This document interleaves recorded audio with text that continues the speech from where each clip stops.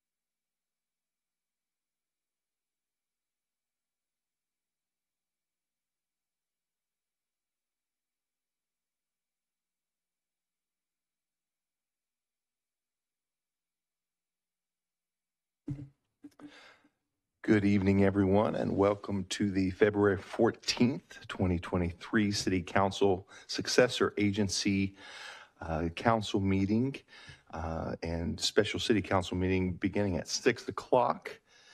We do have a quorum. Could I get a roll call, please? Councilmember Mendoza? Here. Councilmember Meyer? Here. Vice Mayor Meyer? That's okay. Sorry. Here. Councilmember Orlemans? Here. Councilmember Pearson? Here. Mayor Bryant? Here. Okay, at this time, we will open public comments. I'll turn it to you, Margaret. At this time, the public is permitted to address the City Council on items that are on the closed session agenda. If you're in person, please file a speaker card with the clerk. If you're participating via Zoom, please raise your hand. Remarks are limited to 3 minutes per person, and your microphone will be muted after the timer has expired. I received 2 written public comments on this item that were submitted prior to the meeting. One from Amy Tilley of the Downtown Brentwood Coalition and one from Becky Bloomfield of the Contra Costa Wine Growers Association. These comments have been posted on the City Council's website. And I have no speaker cards for this item. And,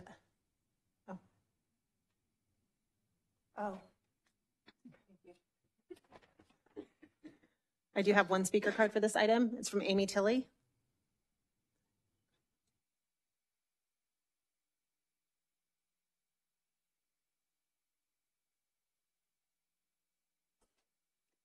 Hello, and thank you for having me. I'm just move this guy up like that. Okay. Ooh, first time. Just the whole thing. Okay, there we go. All right.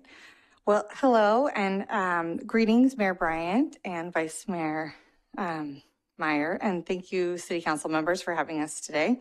I'd just like to read a letter that I went ahead and submitted to you guys regarding our thoughts on this meeting. So tonight you'll be reviewing a brief presentation and a proposal regarding the Downtown Brentwood's Coalition's interest in preserving the Brentwood Women's Club building and our desire to use the space to serve the community in new and impactful ways. The Downtown Brentwood Coalition would breathe new life into the building and use the space to welcome locals and visitors. Having a visible and accessible home base for our downtown-based nonprofit will help foster economic development in the downtown and in nearby areas. If we're granted use of this building, we would use the space to conduct important work of enhancing and maintaining the vibrancy and vitality of downtown Brentwood by supporting the small local businesses that call downtown their home. The intention of our proposal is to begin a discussion with you just regarding this concept. We're amenable to discussing various courses of action outside of our proposal that the council may come up with this evening. 648 2nd Street would act as a visible commitment to the downtown and as an important part of our community fabric. And it would continue to serve as an amenity for our residents and visitors. It would serve as a collaborative space for small business owners and nonprofit partners. We would meet and workshop concepts and initiatives that serve our community. We would promote and display collateral materials regarding community offerings, services, and nonprofit initiatives, ag tourism, and business support resources. These are just a few ways that the Downtown Brentwood Coalition plans to engage the community and support our small businesses. We'd be happy to provide a more detailed report on the many ways that we would continue to serve the greater good of the community with tenancy at that building. The coalition has supported and served downtown for over 15 years. So it is a little interesting that there's not a home base down there at this time, but we would love for that to be for that to happen. And to increase our offerings and support levels and our impact, we think it's time that there's a dedicated space to continue that work. And we're requesting to do so at 648 2nd Street and allow the building to continue to serve and preserve Brentwood for many years to come. We truly appreciate your time and consideration of the staff and the council on this matter. So thank you, and thank you so much for having this meeting tonight.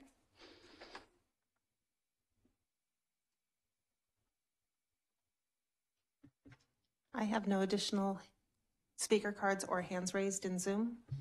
Thank you. At this time, we will close public comments and we will adjourn to closed session at this time. I think I need a motion. Yes. Do I have a motion to adjourn? Yes, you do. We have a first. Second. And a second. All in favor? Aye. Aye. We are adjourned. Thanks.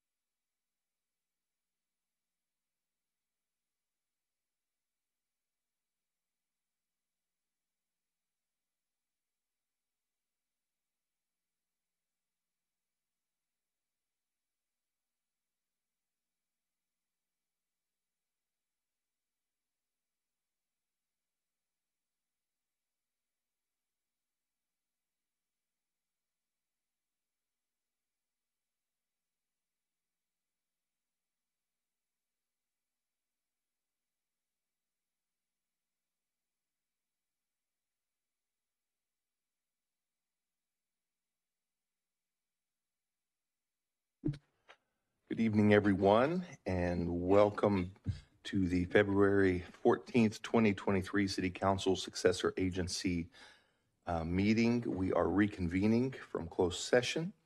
There is nothing to report out at this time. Could I get a roll call, please? Councilmember Mendoza? Here. Vice Mayor Meyer? Here. Councilmember Orlemans? Here. Councilmember Pearson? Here. Mayor Bryant? Here. And could you join me in the Pledge of Allegiance? I pledge allegiance to the flag of the United States of America and to the republic for which it stands, one nation, under God, indivisible, with liberty and justice.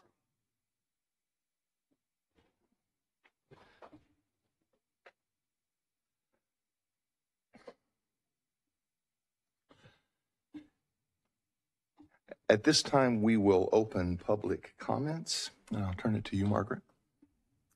We'll take public comments in the council chambers, followed by Zoom public comment. If you're in person, please file a speaker card. If you're participating via Zoom, please raise your hand under public comments. At this time, the public is permitted to address the City Council on items that are not on the agenda. Items listed under presentations, informational reports, are on the consent calendar.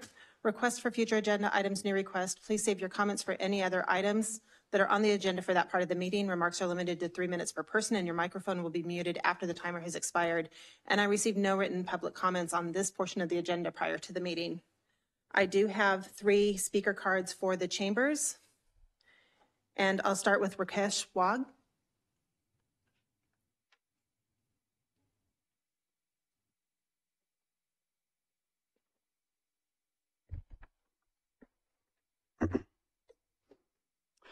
Respected Mayor Joel Bryan and City Council members, good evening and namaste. My name is Rakesh Wag and I'm a proud resident of Brentwood City. Today I want to briefly share the recently concluded 16th annual Health for Humanity Yogathon, a nationwide event organized by Hindu Swayamsevak Sangh, also known as HSS, a non-profit socio-cultural Hindu organization with over 235 branches in 164 cities and 34 states, including the state of California. HSS conducts a Hindu value education program for Hindu families and community service activists, such as food drives, providing hot meals to shelters, and other service activities. The Health for Humanity Yogathon event began on January 14th and concluded on January 29th, 2023. Sun salutation is a traditional yogic practice that involves moving through a series of poses that flow together in a graceful, continuous sequence combined with breathing exercises. Since its inception in 2007, participants from 43 states have actively participated irrespective of their genders, races, ethnicities, nationalities, and faiths in achieving spiritual, mental, and physical well-being, making it truly a diversity, equity, and inclusion event, a DEI event. It was recognized as a part of Congressional Record in 2017. Acknowledging the community benefits of this initiative, the Let's Move initiative of then First Lady Michelle Obama declared HSS as a partner in 2012. This year, 2,100 participants, including HSS members, yoga studios, local schools, and other community organizations, participated in the HSS Health for Humanity Yogathon from Contra Costa cities and performed a total of 71,551 sun salutations. Students from 9 schools across Contra Costa performed more than 25,000 sun salutations. 6 other local organizations joined Health for Humanity Yogathon and performed 5,776 sun salutations. I'm delighted to report that during a whole day yogathon at Edna Hill Middle School in Brentwood, 1,000 plus participants performed more than 14,000 sun salutations in a day. We have also conducted several train the trainer sessions for Brentwood's elementary school PE teachers so that they can conduct sun salutation sessions throughout the year for their students. Health for Humanity Yogathon has received numerous proclamations from mayors, governors, US congressmen, and US senators, including the Brentwood city. On behalf of Hindu Swayamsevak Sangh, we would like to thank you for your support and recognition of the 16th annual Health for Humanity Yogathon event. Dhanyawad, and thank you for listening. Thank you.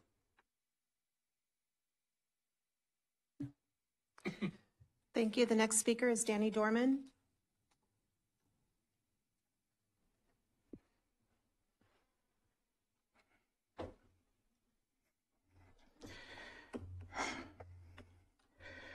Good evening, residents of Brentwood, city officials, and members of the press, including KCBS, KRON, and the Contra Costa Times. I'm Danny Dorman, proud resident of Brentwood since 2003. When Measure L came up, I grew concerned about the expanding of the limit line, losing our promised open space and farmland, destroying what makes Brentwood, Brentwood. In 2020, I created an open forum interview for any and all Brentwood candidates running for office. In the last 2 election cycles, candidates for school board and council have taken me up on this nonpartisan venue. It was never about me, except my disappointment about the planning committee appointment process. My focus is and always will be about Brentwood until tonight. People call me many things. Pops, Papa, that guy. Now I get to add the professional bully that uses buffoonery to get his point across. Councilwoman Pearson. Your comments last week made about me, and you don't know me. The irony is, one, you used these inflammatory words during a meeting that was supposed to denounce that type of rhetoric, and using a direct quote from your website, my name is which means reconciler of differences. I intend to reconcile differences in Brentwood and support our resident city and local businesses. Your quote. Where is that support and where is the reconciliation? You may have heard of me. You might even think you know me. Maybe you heard I give loving descriptive nicknames like the $250,000 man and Mr. No Comment. Both of those names and others grew from real observations about involved parties. Am I a bully? Am I one who habitually and cruelly insults or threatens others who are weaker, smaller, or in some ways vulnerable? If you knew me, you'd know that I protect the vulnerable and I never seek harm. Yes, I've been called out by Albertino. I told him in one session, I'm Danny Dorman, I'm your worst nightmare. And I've called out Shay Holmes for forcing seniors to pay upwards of $20,000 for a doggone privacy fence. And I've called out staff on multiple occasions for their apparent lapses in judgment or feigned comprehension of plain speaking residents. I do not perceive those entities as weak. On the contrary, they have too much power. And I wish I had the 5 minutes that I'm supposed to. The speaker's timer has expired. The next speaker is Mike Kleeman.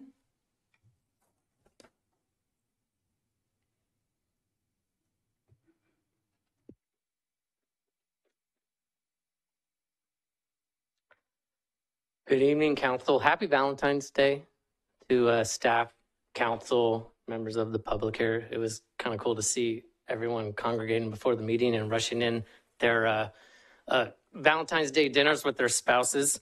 That was cool to see.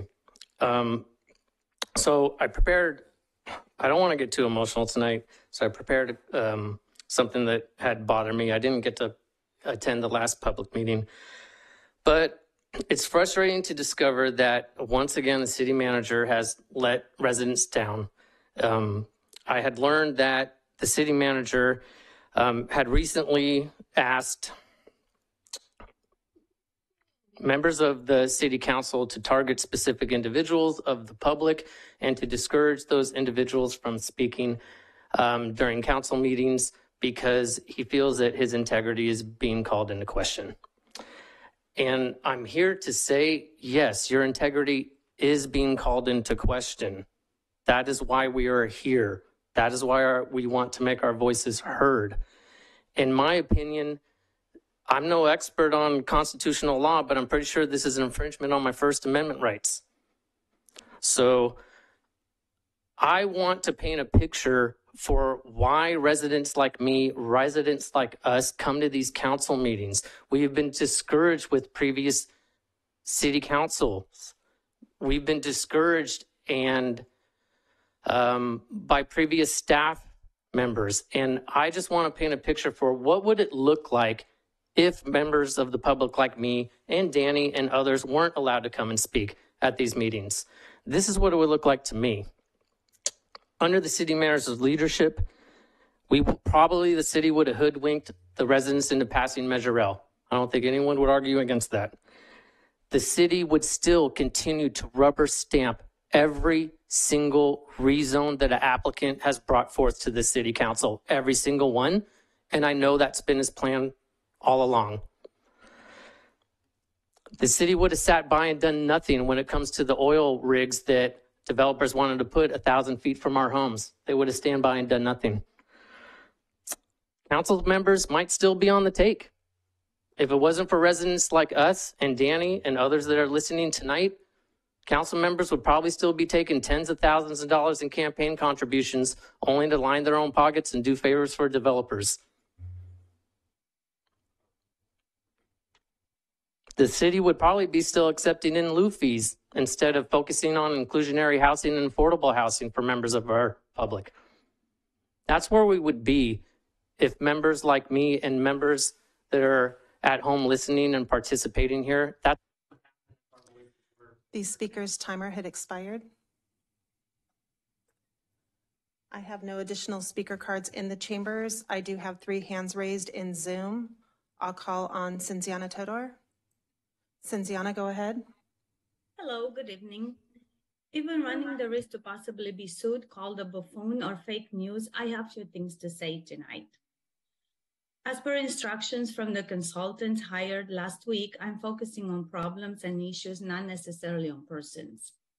Thank you, Mayor and Vice Mayor, for calling out the fact that last week's session was a waste of time and money. Maybe not in those words, because you're more eloquent than I am, Pastor, and I recognize that. And emphasizing the fact that you are all elected to make the best decisions and be leaders for our residents and city, and not make friends, have social hour, eventually wine and crackers in the city council chambers, and always agree on everything. I notice and I take issue that we have council members who don't want to hear what the public have to say, while consistently mentioning in their rhetoric that they are very open to hearing from residents. I'm quoting one of our council members who wants people to talk more, not less. I would add she only wants to hear compliments from the public, not to discuss real issue, policy, or perception of conflict of interest, while pushing items to disenfranchise, defund, and shut the residents up. For someone like me, growing up in a communist regime, I can recognize socialist tendencies to quiet the masses so the powerful can get their way and do whatever they want. That is not gonna fly in Brentwood. Consent calendar number C3. How do we miss on a purchase order to include tax? $50,000. You've been asked so many times, city staff, that money-related issue should not be buried in consent calendar. If this was a agenda item analyzed at large by all eyes, looking at a purchase order, this would the purchase for whatever we need would have not been delayed at this point.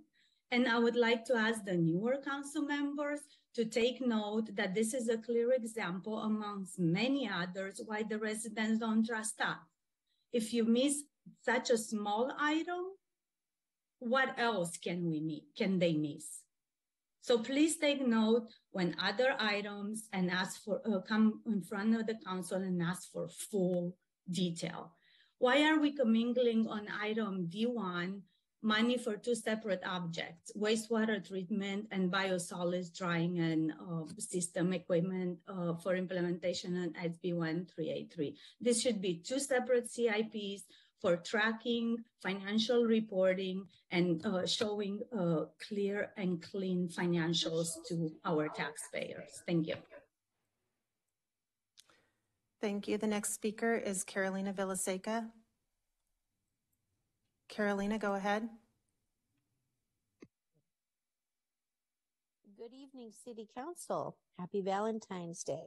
I would like to start by saying that the field across from Pioneer is still not mowed. One part is shoulder high, the rest is at least knee high. The little yellow flowers are in bloom.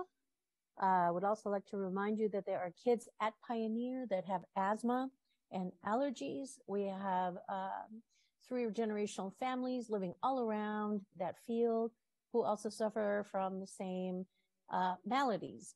If there is someone I need to call, please somebody tell me who to call. I'll be happy to make a call. I will call them every day if I need to get that field mowed. Thank you. Advice number 2, advice for the 2 new members. I'm not sure who you're getting advice from, but this advice is having some bad consequences for you. Changing things without doing homework is having some unintended consequences that you may not be aware of. It is imperative that if you change something, you understand how it got to where it needed to be changed and why it is the way it is now. Changing how we appoint commissioners was a huge issue. And a resident actually told you what meeting to go and look at so you could get that information. About the wall, that is another thing. There were several meetings where this was covered at length. I would ask you both to get in your cars and drive 4 and actually take a look at the houses in question. If you can see their front door, which you can, you will notice that means that there's no buffer between your car and their home. And it's not just the 2 homes, which was very disingenuous of city staff to say that are affected. There's an entire neighborhood there. Sound does not travel to 2 homes only, and neither does pollution. So the unintended consequence is that city council will not be trusted to keep their word. So please, please, please do your homework. The last thing is the last vote on Shea, the project that Shea brought. I want to remind everybody here that Brentwood, like all the other cities, are under the gun to meet those housing element numbers. There is an organization called YimbyLaw.com who gets their jollies from suing cities. Right now, they're doing it over paperwork. If you didn't submit your housing element, you're getting sued. If you submitted it, it was approved, and you're not in compliance, you're getting sued. So tonight, we're going to talk about this again. Please, please, please, let's be collegial. And if city council asks questions, city staff, please have the answer. We need to get this done. And we need to vote down projects. The speaker's timer had expired. The next speaker is Carrie Reiser. Carrie, go ahead. Hello, good evening, and happy Valentine's Day, and thank you for the opportunity to speak today. I am Carrie Reiser, and I am a director speaking on behalf of the Brentwood Chamber of Commerce. I'm sorry I'm unable to be with you in person this evening. The Chamber would like to thank Councilmember Olemans and Assistant City Manager Gail for attending our first ribbon cutting of 2023 at the Silvergate Apartments. Your presence was appreciated not only by the Chamber, but also by the management and developers of the Silvergate property. We would also like to thank Council Members Mendoza and Pearson, as well as Vice Mayor, Mayor, and Assistant City Manager Gail for their attendance at the community meeting number 1 for the Sand Creek Sports Complex. Your insight and contribution was valuable, and your openness to hear from members of the community was appreciated. The Brentwood Chamber of Commerce is excited for this project as we believe it will bring more business to our community, and we look forward to participating in the community meeting number 2 next month. Finally, we have 2 upcoming events this week we would like to invite you to. First up, our February Chamber Mixer, which will be held on Thursday, February 16th from 5:30 to 7 at the Little Inn Brave, which is located in the streets of Brentwood.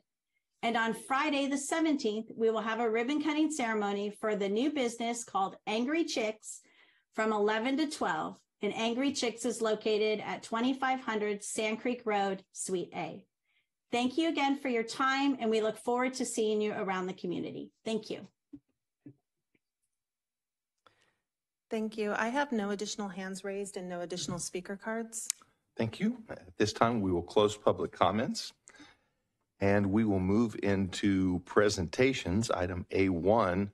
And tonight we get to have the privilege of presenting a presentation to former Mayor, Mrs. Barbara Guise. And former mayor is just one of a very long list of titles that she has served our community in. And so, Barbara, if you are willing and able, if you could meet me up here at the podium.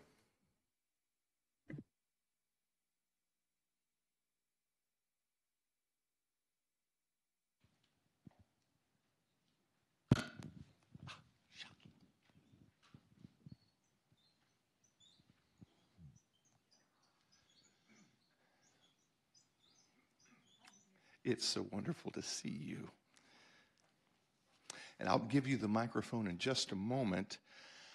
Barbara has had 48 years of active public service in Brentwood. Barbara was the first elected to the Brentwood City Council in 1974 and served until 1998. She served as mayor from 1980 until 1982.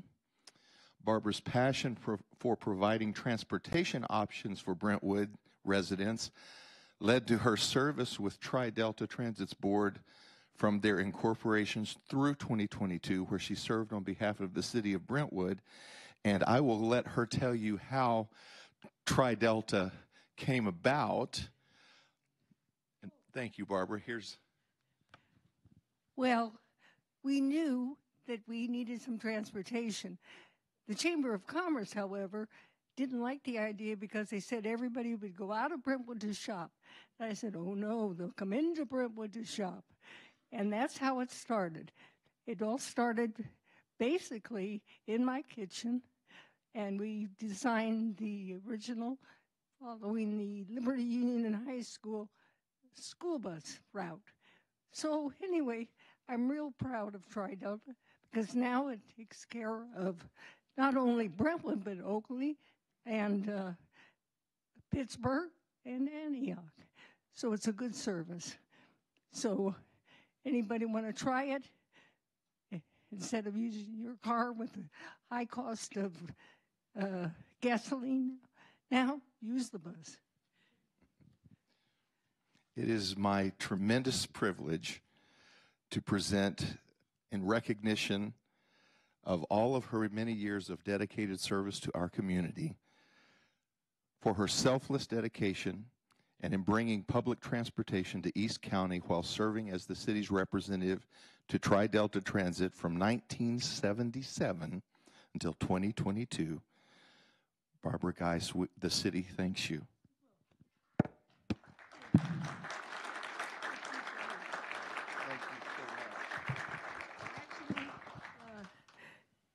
I did this out of the love of the city of Brentwood, but I do appreciate the recognition, but I still did it just because Brentwood is so special. Okay. Do you take hugs? Do you take hugs? Hugs. Take hugs? Oh, well, of course, okay, from the handsome mayor. Thank you, Barbara. Happy Valentine's Day.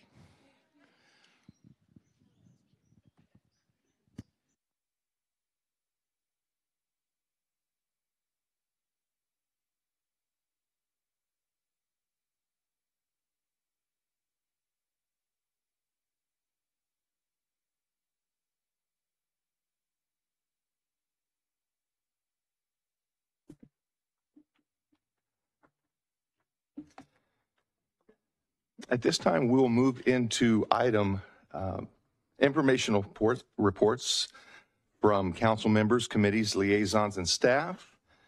This time, I'll start at my right, Councilmember Mendoza. I was not ready for you. Okay, it's been a busy few weeks. So attended the Cal Cities Housing Committee meeting, went to the local electeds luncheon, was invited to attend a San Ramon meeting around oil and gas, since we actually took a strong stance against oil and gas a few years ago. Meeting with constituents about the Tennessee police incident. Actually, I got quite a few calls about that. So happy that people reached out, and thank you, Chief Herbert, for reaching out to people on that wanted to speak about it. Let's see, local electeds meeting, which is Cali interagency meeting. Fantastic talk with the community college. We've talked a lot about the youth and how we can get them more involved. I brought up a program that is College for Kids that they do at DBC. So something for the kids to do during the day, during the summer. It's not for credit classes, but you know, Spanish, English, photography, things along that line. So hopefully we can get that started at here at our Brentwood facility. Attended the soccer complex meeting, and that was a long meeting. It ran from 6:30 to 9, and I want to thank all of the residents. I think we had over 30 residents that were there that night, and we had an additional, I think Darren said about 50 online at the most, I think. So I want to thank all of the residents who came out to that, and the feedback was amazing, so thank you. Attended Chinese Lunar New Year celebration downtown. It was touching to see, I think her name is Karina, the president of the club, who I was almost in tears. She was like, I didn't expect this many people here. So thank you everyone in Brentwood who showed up to celebrate Lunar New Year. ABAG committee recaps, local electeds call with State Controller Fiona Ma. And Fiona Ma said that if we're not happy with a lot of things that's going on, we should sue the state because they are all unfunded mandates. So that was her suggestion. Watched the city council workshop with ILG. I want to make something clear because the paper reported something. I did not show up because I had a scheduling conflict. I did not show up because I was not happy with the way that meeting came about. So that's why I didn't go. Let's see. Attended a City of Torrance resident meeting also about land use. Attended the Cal Cities Mayors and Council Members Department Roundtable. Attended a meeting at the Liberty Union High School District with the mayor to watch a presentation from Improve Your Tomorrow, which looked like an amazing program. I hope that we can get something done at Liberty. And I also referred them to a trustee on the Brentwood Union School District Board so that they can talk to them as well. Had art and Park and Rec Commission interviews last night, and attended the Cal Cities Roundtable around homeless and what we can do to help that. Thank you. Councilmember Pearson. Yes, thank you. So very full 2 weeks. I attended the school interagency meeting with Councilwoman Mendoza. It was very insightful, and there's a lot of stuff going on with Los Medanos. Then leaving there, went over to the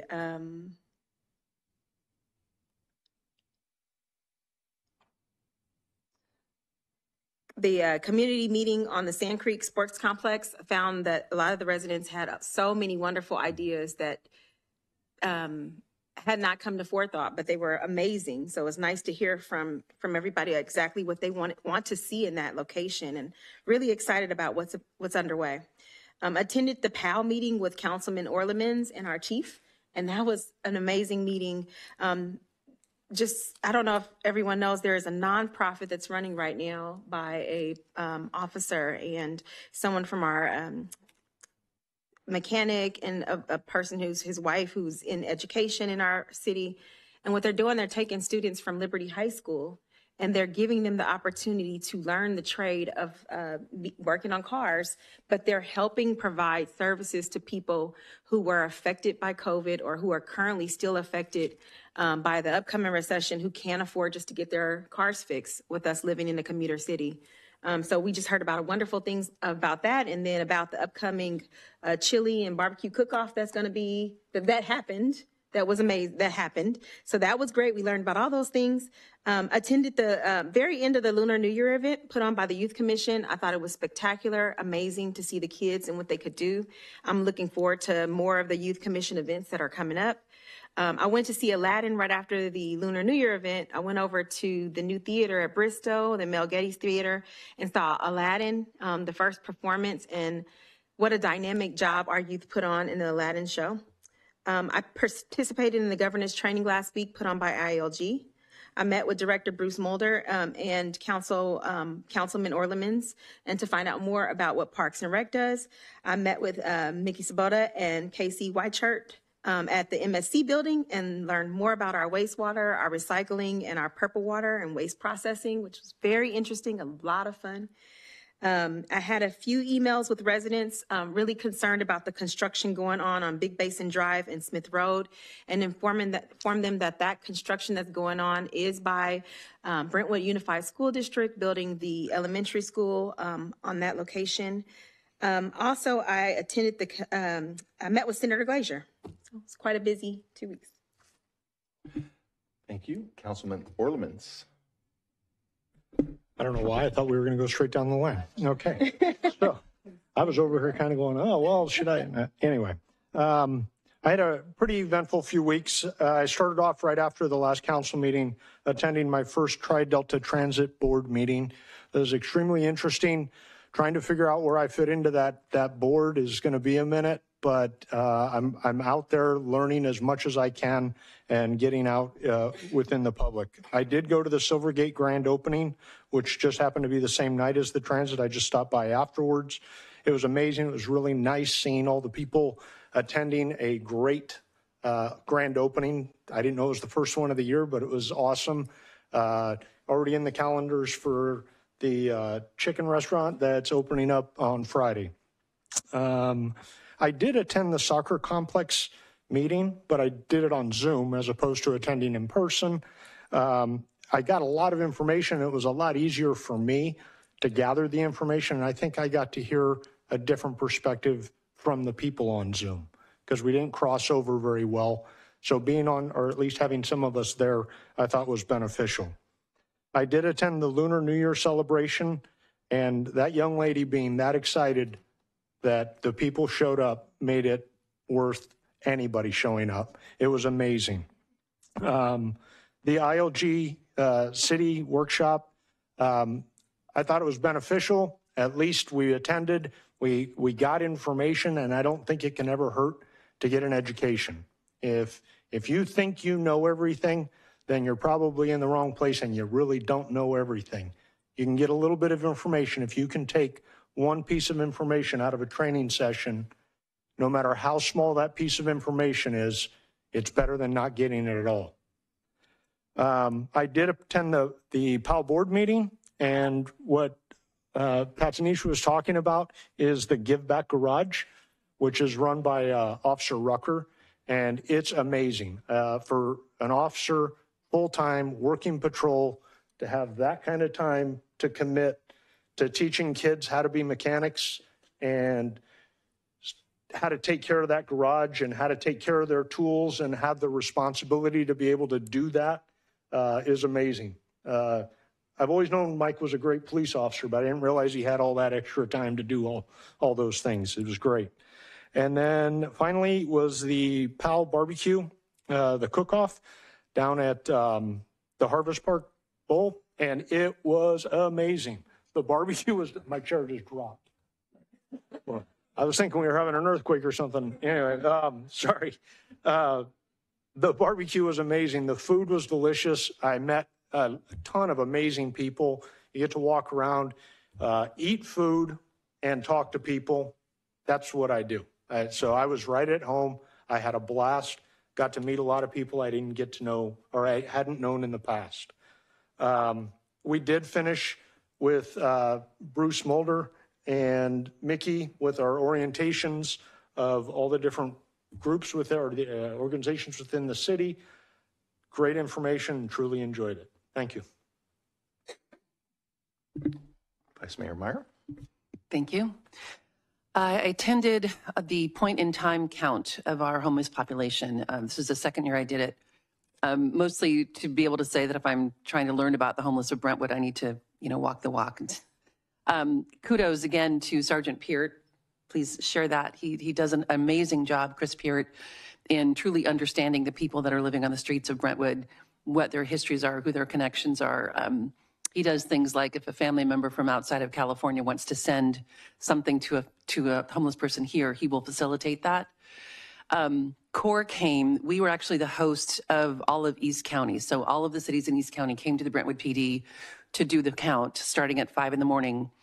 And I have to say I was disappointed because we had a CORE partner with us on staff who managed our app, which means you get to an incident, which could be a cart, a pile of clothing, some sign that a homeless person had been at that site. So that's an incident. And you get to people. And every time you see a person, you clock one way in an app. And then you see an incident, you clock it another way. We saw 5 people and 6 incidents. And this is in our specific segment. This year was different from last year in that last year we went through the whole city. This year we had a very small segment. So we saw a total of 5 people and 6 incidents. And when we got back to the command center, the running count that was showing on the screen showed that our segment had 23 numbers on it. So I questioned it, and the CORE staff said, that's because you saw 23 incidents or people. And I said, no, we didn't. They actually had been pushing the app too many times. So I mention it because I think there is some user human error in the count. I also have heard from CORE that our numbers are also reflective of someone who ends up at a shelter, say in Concord, and they say, where are you originally from? And they say Brentwood. So the numbers that you're hearing last year, I think it was 90, if I recall. Is that right? This year, Sergeant Peart was projecting it was going to be higher. And it's not the number of the people that are living on our streets. It's the number of the people that are living on our streets, plus people that identify from being from Brentwood from at shelters. It's people that are couch surfing or living in a car.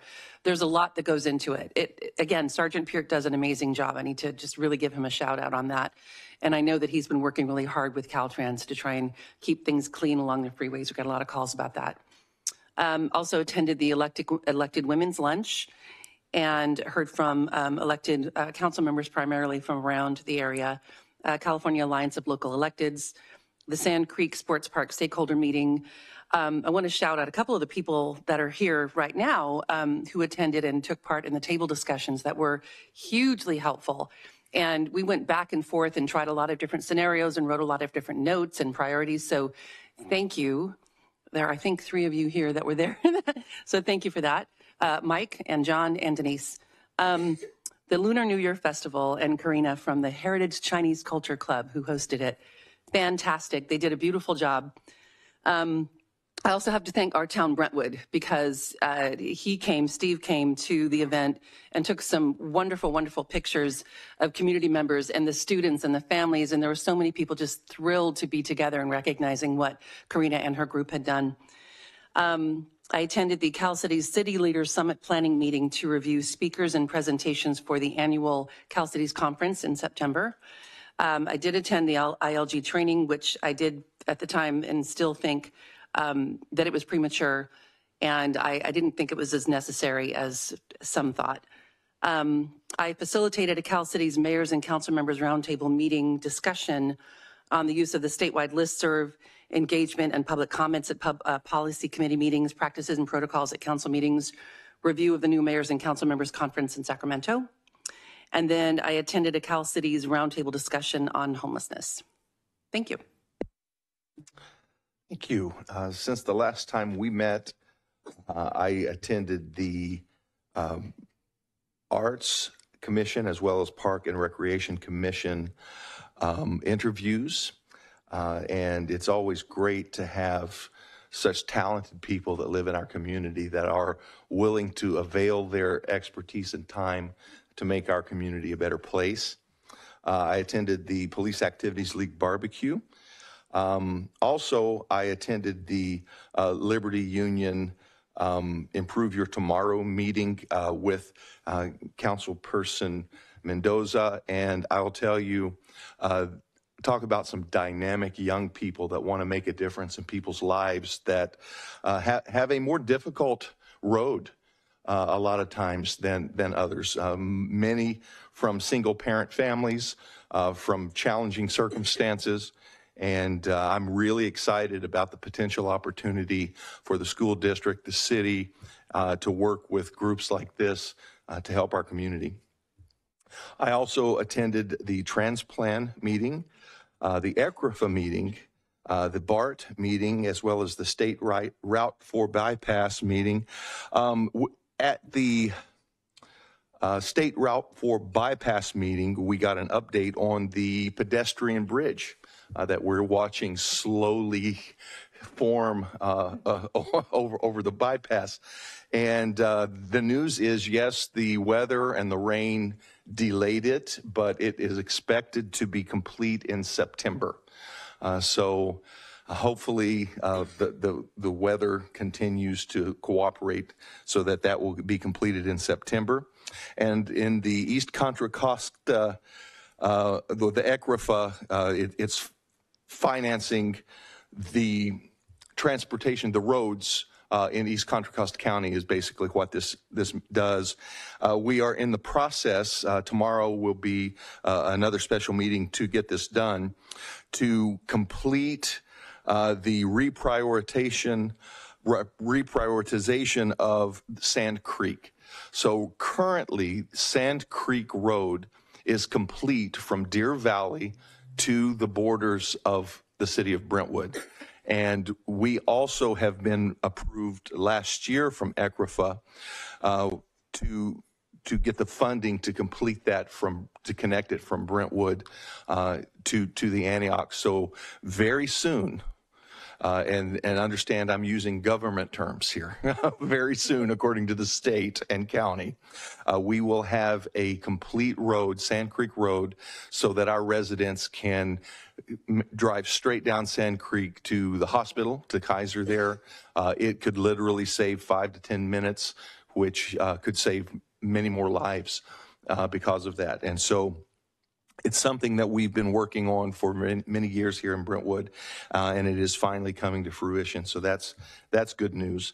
I also attended the ILG training, and as well as Mayor's Conference, where Vice Mayor Meyer and I we attend so many different things. I know we leave things off the list. But during Mayor's Conference, I got to have meetings with local mayors, the mayor from Oakley, as well as Antioch and Pittsburgh, to work together in a regional effort to capitalize on each other's strengths and bring economic development into our area more quickly. And so that's something that happens, one of the things that happens at Mayor's Conference. I also attended the Tri-Delta Transit meeting as well. And I know there's 2 or 3 others that I have forgotten that I attended, but that's all I have to report at this time.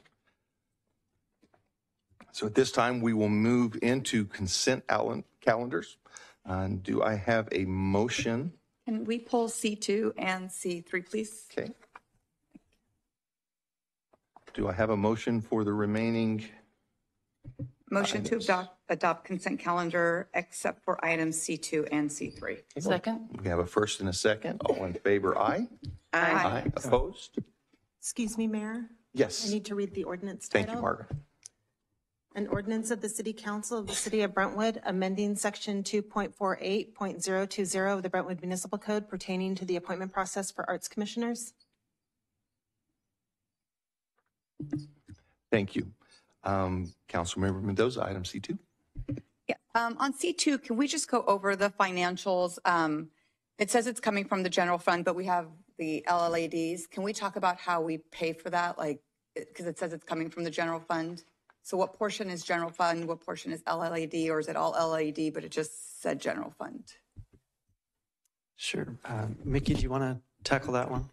Sure. Good evening, Honorable Mayor and Council. LLAD covers lighting and landscaping improvements. Street improvements, sidewalk improvements, those are covered by general fund. So that means this $40,000 every year is incremental to our general fund. Like that's going to be every single year going forward then? $40,209.33, or how much of it is? That's for the total amount, I believe. Total amount. Yes. And how much is general fund every year? That's not? Approximately 7,300. Okay, perfect. Thank you. Okay, with that, do I have a motion on C2? Make a motion to accept D2. I mean C2, sorry. We have a first, Second. second.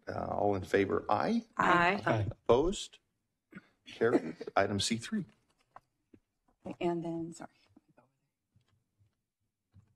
C3. No, I'm sorry, not that one. I'm just going to make a motion to accept C3. I used the wrong number. Do we have a first Second. and a second? All in favor, aye. Aye. Opposed? It carries. Unanimous. Okay, moving into business items. Item D1 is a resolution regarding an agreement for the purchase of equipment and services associated with Biosolids drying system and related amendments to the CIP and operating budget. And I'll turn it to staff.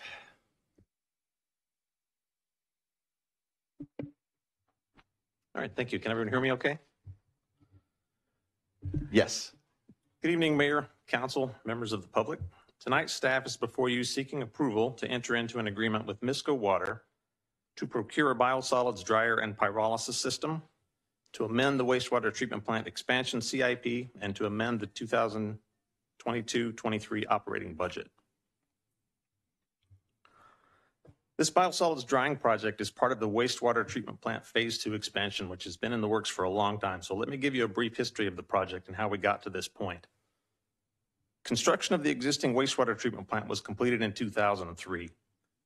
Because the city was growing at such a fast pace back then, the CIP projects to expand the wastewater treatment plant and expand the biosolids drying system were included in the 2003 and 04 CIP book as soon as the initial construction was completed.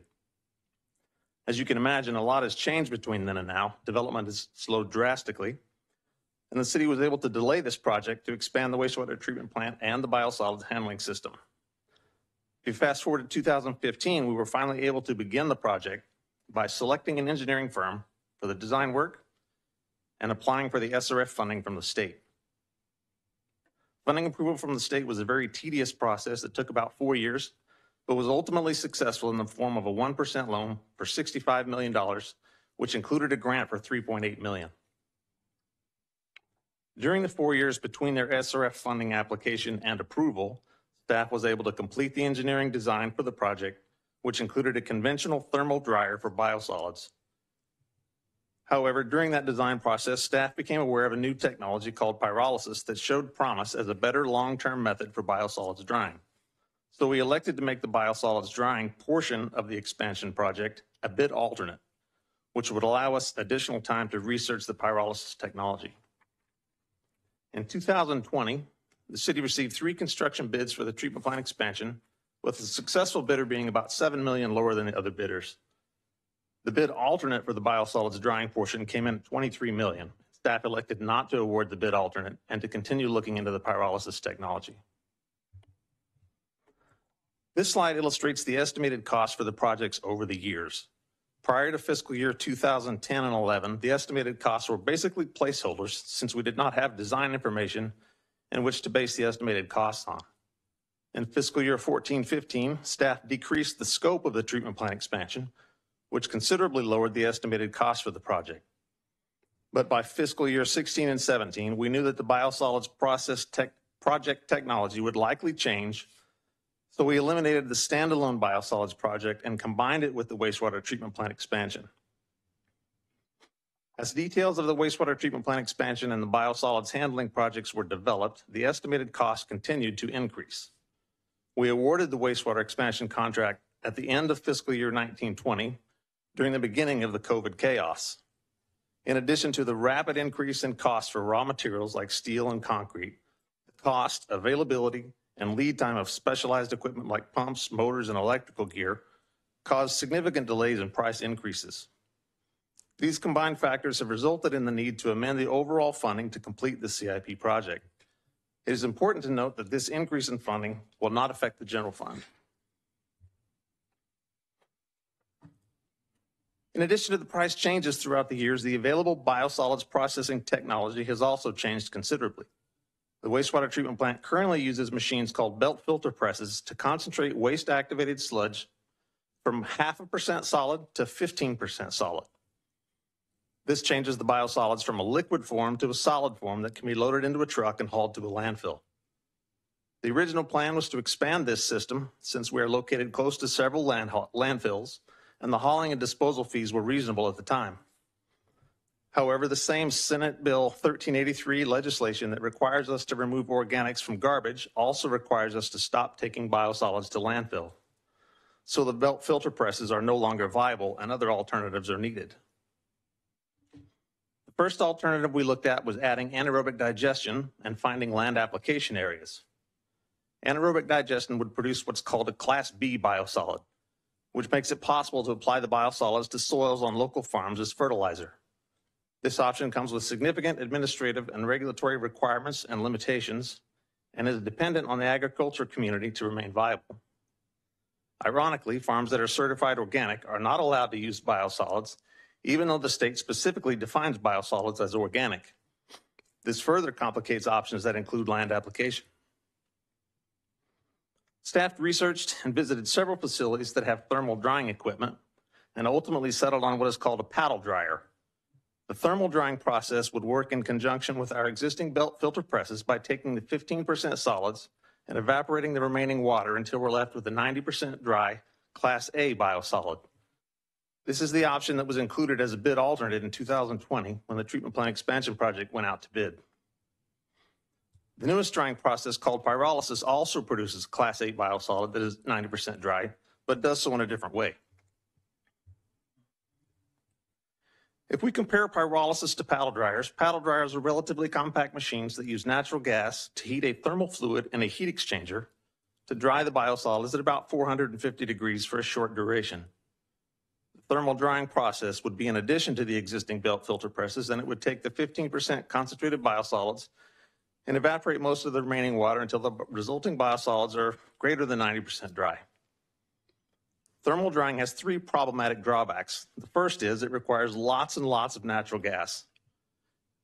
The second is we still have to develop a land application market for the biosolids.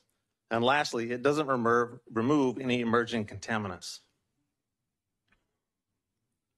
The pyrolysis technology operates at a much higher temperature, between 900 and 1400 degrees.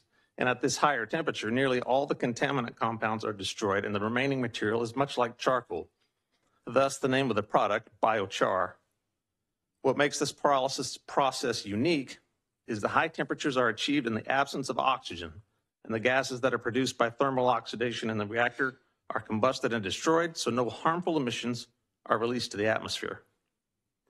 Pyrolysis requires much less natural gas to operate than thermal dryers, only requiring a small amount to jumpstart the process, after which it can be thermally self-sustaining. And other harmful contaminants like PFAS, microplastic, and pharmaceuticals are all destroyed. The capital costs for these options are comparable, but the differences in natural gas consumption, environmental impacts, and end uses for biosolids all favor pyrolysis. This slide shows what our biosolids look like now on the left versus what biochar looks like. The picture on the left is about 15% biosolids and 85% water, while the biochar on the right is about 95% solids and 5% water. And it looks, feels, and smells like ground up charcoal. One of the more exciting things about this process is we'll be able to sell the biochar rather than pay someone to get rid of it for us. The company that manufactures the equipment we've selected is Bioforce. They're located in San Francisco and are expanding installations across the US and Europe. In addition to the traditional market for soil amendments and fertilizer, the market for biochar is still developing, but already includes things like paint, printer ink, 3D printer filament, and concrete. And Bioforce is playing a key role in developing this market. The concrete floor in this picture is made with biochar. When biochar is used in concrete, it neutralizes the carbon footprint by permanently sequestering the carbon in the concrete, which aligns with our strategic goal of combating climate change through organics management. You'll start to see this used more frequently in new construction as a means to obtain LEED certification.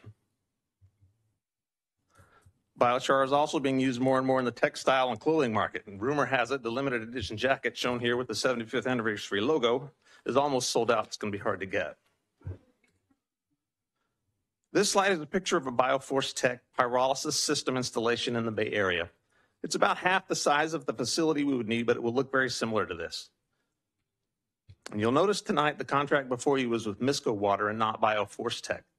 Because of the high cost of this project, Misco Water is providing the bonding capacity while Bioforce Tech will manufacture and supply the equipment. This arrangement allows us to have a performance bond that covers the entire value of the project. And this protection would not be available if we contracted directly with Bioforce Tech.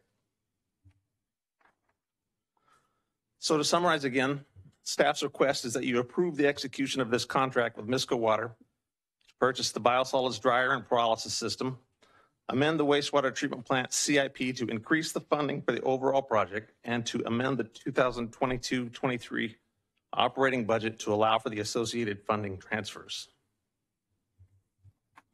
And with that, I'll take any questions, and we have representatives from Misco and Bioforce Tech with us tonight who will also be able to answer any questions you may have. Councilmember Mendoza. I do have some questions. So in 19 to 20, this project was 66 million. Then from 20 to 21, it went up to 70 million. Then in 22 to 23, went to 83 million. And now we're like over 90 million. And it's a lot of money.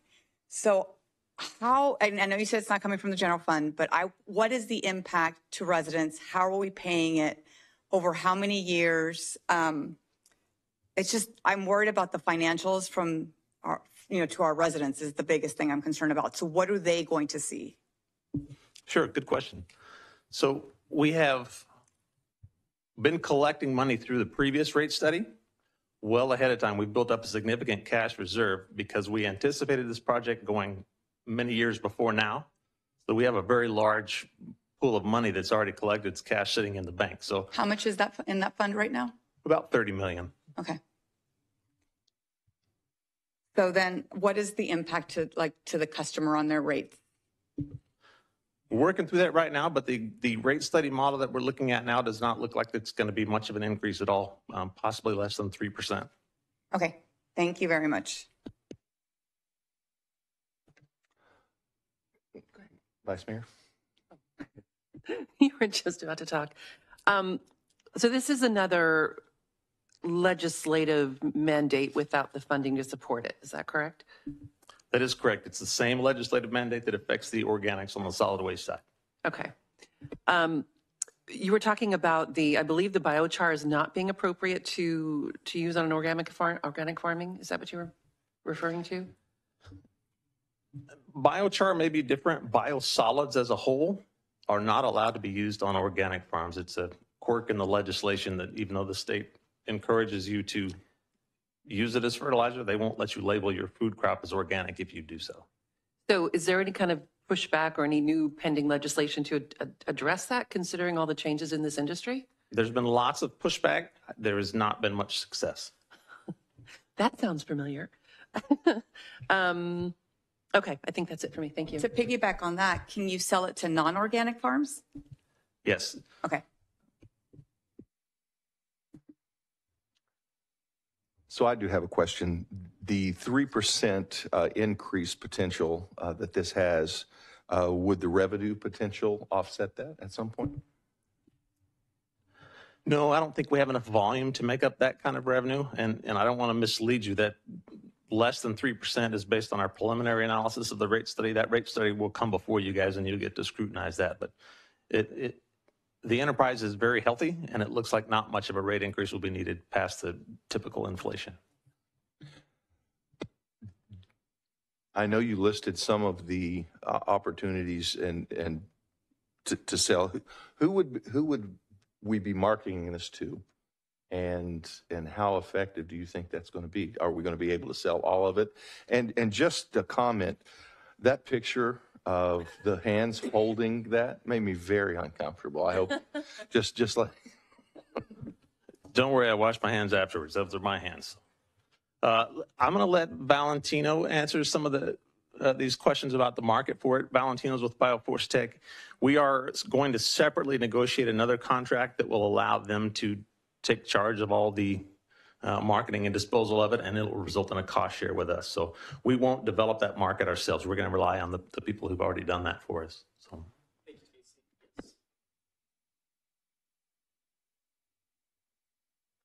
Hello, Mayor. Hello, Council. Hello, public.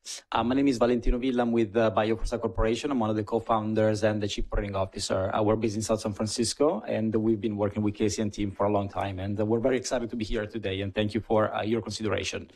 Biochar, we've been developing the product and market specifically for biosolids-related products for the past 8 years. So the main uses are within concrete, within pigmentation and soil amendment. So as Bioforstech, we guarantee a 20 years offtake for the entire production of the product and no cost to the city of Brentwood. And we're willing to share 10% of the profits for the whole entire length of the contract. So it will be guaranteed that we will be managing. The liability will be on us to be able to sell the product and sharing the revenues back with the city. And again, within concrete, pigmentation, and soil amendment. So I do have a question. How do you see the expansion of this market? I know right now it's currently, you're saying, concrete. How quickly do you think that the market for this is going to expand in other areas? And do you see that happening now? Yes, that's a great question. I see that growing very rapidly, especially related to carbon credits. You'll know that now we're on a very big mission to sequester carbon, to prevent carbon, and Biochar will be able to qualify for carbon credits as well. So there's a lot of interest from Europe and North America to sequester carbon and pay money to be able to validate the carbon accounting behind it. So the commodity is $1 value, but the carbon credits are going to be on top of it. So it's just going to be exploding and growing for the next 20, 30 years because we need to all be better about what we do, and especially around waste.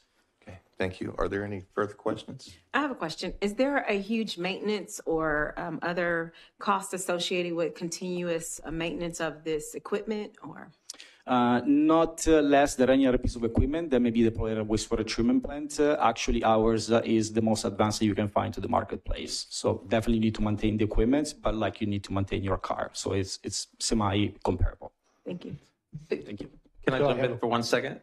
That estimated maintenance cost, we currently spend about $600,000 a year in hauling and disposal fees for the biosolids. That will all go away entirely and will be offset by roughly $350,000 a year in annual operating costs for the new system. So it will be a cost savings from an O&M standpoint. And just to piggyback off that question, how are we currently getting rid of the microplastic in pharmaceuticals? Any microplastics that are in the treatment plant are caught in the biosolids or they go out in the effluent. Thank you. Okay. Vice Mayor, and then, oh, okay. Sorry. The maintenance on the machine, I kind of understand, but lifetime, how long is that machine going to last us? So the lifespan is up to 25 years. And then just one more question for you. We're spending $600,000 a year in disposal of what we're currently ending up the process with. Where do we get rid of it, and how much is it, and where's it going? $600,000 includes the trucking, which is the hauling, and the disposal fees at the landfills. Over the last several years, we've taken it to multiple landfills, Potrero Hills, Altamont, and Vasco Road. And those depend on the bids that come in every 2-year budget cycle. I think our current biosolids costs from a unit perspective are $45 a ton and $600 or $700 a truckload, something like that. And we do about 8,800 tons last year. Okay, thanks. Vice Mayor. Okay, there are no further clarifying questions of staff. Do you have any further presentation for us? No, that's it. Thank you. Okay. Thank you. Thank you. At this time, we'll open public comments. If you'd like to speak in person, please file a speaker card on the form provided at the back counter. If you're participating via Zoom, please raise your hand. Remarks are limited to 3 minutes per person, and your microphone will be muted after the timer has expired. I received no written public comments regarding this item prior to the 3 p.m. deadline. I do have one in-person speaker card. Danny Dorman.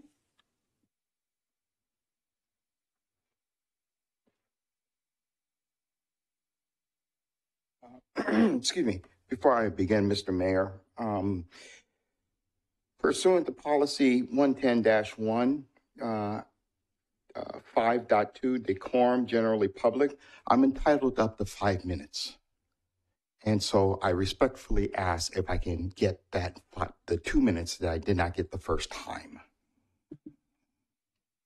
Currently, the mayor and the council has the opportunity to set those time limits currently to be fair to all the speakers at this point. The 3 minutes will be uniform. We can consider at some point in the future bring the 5 minutes back. Okay, that's fine. But to be fair, it is in our charter. So I don't know if it's so much bringing it back as it is letting us use it. So fair enough. The only comment I have with respect to what was spoken of tonight was I didn't really hear a clear answer as to why there's such an uptick in the cost and what prevents that uptick to continue. When I read the document, it did not show, or showed staff said, we're not going to go with this one, but really didn't explain how they came to that conclusion. And I didn't really hear it here. I may be wrong, but I don't believe I heard it here. So at the very least, I hope that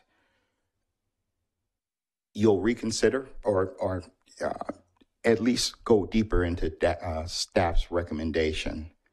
And lastly, and this is why I was asking, I went on the record that I didn't appreciate what Council Member Pearson's husband relayed to me because I didn't take a coffee with him.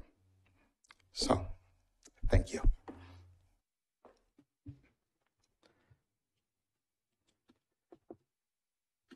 Thanks. Thank you. I have no additional speaker cards in person. I do have one hand raised in Zoom. I'll call on Marisol Vallis. Marisol, go ahead. Thank you. I wish there was public comment after council members give their informational, but since there's not, apologies, but I feel like I need to say this now, which has nothing to do with this item. Tony, if you think every training is valuable and you learn something, even if it's a small nugget, maybe next time you can tell us what that small nugget was that you learned. You don't seem to have trouble using resident tax dollars and valuable city staff for an absolutely worthless meeting. So please tell us what you learned next time. Also, if you want to learn wherever possible to help do your job, how about you not spend resident tax dollars and watch the free, it's all free, city council and planning commission meetings from the last 3 to 5 years so you can learn for free. Thank you.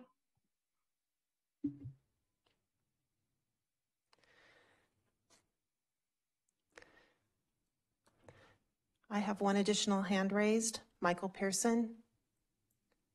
Mr. Pearson, go ahead. I like to issue my support to staff's recommendation for this item. And I like to address Mr. Dorman. He just, again, mentioned me as he's been doing all over social media. He has been accusing me of having some collusion with Shea Builders because he went onto my LinkedIn account and out of all the almost 200 endorsements I have, he found one endorsement from a representative of Shea Mortgage, a person who I connected with, who accepted their connect. I don't know. I've never spoken to, never shared an email, never exchanged anything. But Mr. Dorman is running around social media saying that I'm affiliated with some builder. I don't even know any builders except for the builder who built my home. And I don't even know them except for the sales rep.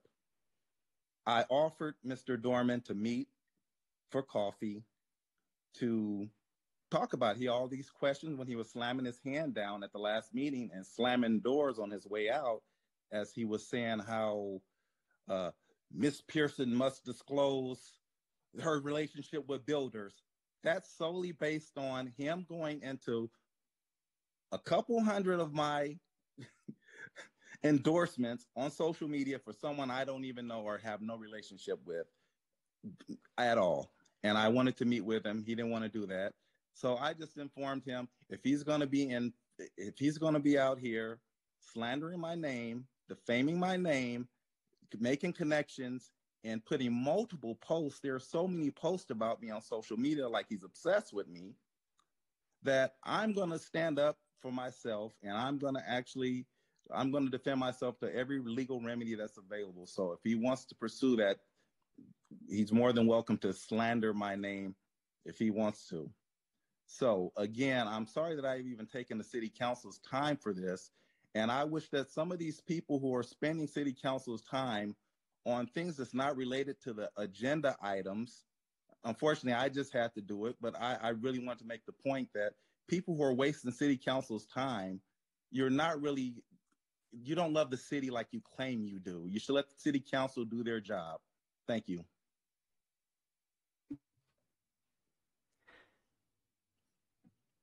Thank you. I have no additional hands raised. Okay, at this time we will close public comments, move into council discussion. Who would like to start off the council discussion on this item? I don't think any of us like unfunded mandates. That's all I'm going to say. I think none of us, I mean, you have a great company, but none of us want to have to spend, so much money on this, but we have to. If you don't like the rules, call your legislators because they're the ones making them. But yeah, that's my only comment. Can I ask about what Mr. Dorman's question about, can you go over a little bit more about what's the uptick in cost? What causes that? And are we going to expect that in the coming years, that incremental rise in costs? Sure. It's no different than the cost of eggs in the grocery store. Over the last number of years, inflation has been 8 or 9% or whatever it is. But particularly during COVID, when the supply chain got disrupted, we got behind folks like Amazon, who buy 20,000 of the things that we need for this treatment plant. We're at the bottom of the list. So being at the bottom of that list means it's going to take you an extra year, which means you have to pay for the contractor and the engineer and the construction management team to be on site to manage your project, even though you're going to be waiting a year for that particular thing. So it's not just raw materials and costs, it's time and delays. As far as what can we continue to expect, I wish I'd go play the stock market, but I really can't answer that. Thank you. Councilperson Pearson. I agree with my colleagues. I think they ask phenomenal questions on this subject matter. One of my concerns is our hands are tied. I am wondering at some point, I am really concerned with whether or not citizens will eat some of the costs. And I appreciate the 3% is very minimal. Is there at some point, for example, 25 years is not a long time. It sounds like it is. If the rate goes up, will we cap it? Will we stop at some point? Or that 3%, will it ever, you think it would skyrocket and exceed, or for maintenance? The question of will that 3% ever go up or down is probably better for Kerry, but I can tell you that we do build into the rate study replacement funds for every asset that we have, and that includes the treatment plant. So built into that rate are the funds to replace those pieces of equipment in 25 years when they need it. Thank you. Casey, I do have a question, and since we do have the representative from the company that is creating this market, which is, I think we're very fortunate to have that. I do have a question, and this is simply because to be willing to profit share 10% is generous in the beginning. How many other sources of this biochar are there going to be? And as the need for it and the desire for it, the market grows, and the product itself becomes less available because limited production from cities and companies, would that 10% be able to be increased? How long is the contract? Is there negotiating room in that contract as the cost of the raw materials is going to hopefully escalate because supply and demand principles? Are we able to share in that as well? I know this is early and maybe a little uncomfortable, but I think it's a fair question. Sure. So we have not started negotiating that contract yet, pending your approval tonight. But once we do have the purchase of this equipment in place, we will begin negotiating that contract. And it's certainly up to us to set whatever terms we're, comfortable agreeing to. It could be 10% now for the first term. And if we decide that this is something that we could market on our own down the road in future contracts, we could either negotiate a higher contract or we could move along and do it our own. I will also mention that we will make more of this biochar once we do the organics project with the solid waste, because we will be able to take that organic material and also process it through these pyrolysis machines to increase the volume that we will make. So that 10%, if the market increases, that 10% is worth more in future years than it is today, plus our volume will go up. So I would imagine our revenue will continue to increase over time. So another question, I know I don't want to belabor this, but is the contract going to eliminate all but one company, or is this at some point going to be accessible to local residential companies that might have concrete work that be able to incorporate this as well? That's a good question. I don't think we've got into the details of what that contract to market and sell that material will be. So I don't know that yet. I would imagine we have some room to negotiate that if we would like. I know we've been given assurances that we can use some internally if we would like. It's certainly a good marketing tool we could put on some of the parks or the ball fields or landscape medians. We can use it as fertilizer for our existing needs. Thank you. Yes, I'm thank you. Yes, Thank you. Our assistant city attorney is looking at me with the get to stick to the actual item. I will say, as long as none of council has to be in the marketing photos actually holding it in their hand, that would even be better. We could always have the person who photoshopped Mickey onto that guy wearing the shirt Photoshop our hands in there. Good job. Well, if there is no further discussion regarding this item, do I have a motion on this item? I'll make the motion to adopt the request by staff. And let me pull up the item. To approve the contract documents and authorize the city manager or designee to execute an agreement with TW Associates LLC DBA as Misco Water LLC and all necessary documents. Amend the 2022-23 through 2026-27 CIP to include the updated wastewater treatment plant extension phase 2 project sheet in the amount of $93,635 and to amend the 2022-2023 operating budget to allow for the associated funding transfers. Okay, we have a first. Second. We have a second. All in favor, aye. Very quick. Yes. Just to make sure, we're amending the project sheet in the amount of $93,635,000. Is that what the maker of the motion intended? Yes. Thank you so much. That amendment, yeah. Thank you. Thank you. And does the seconder agree with that? Thank you so much. Okay, so we have a first and a second. All in favor, aye. Aye. Opposed? Okay, it is unanimous. It passes. We'll move on to item D2. This item is a review of the comments received from the California Department of Housing and Community Development on the city's draft housing element and related requests for council direction. Now I'll turn to staff. Thank you. Good evening, Honorable Mayor, Vice Mayor, and City Council. I will be introducing this item tonight and giving a little background, and then Jennifer will discuss HCD comments and possible revisions to Section 4 of the housing element. So I'll give her a second to call up the presentation. If you could please share my screen. Okay, thank you. Next slide, please.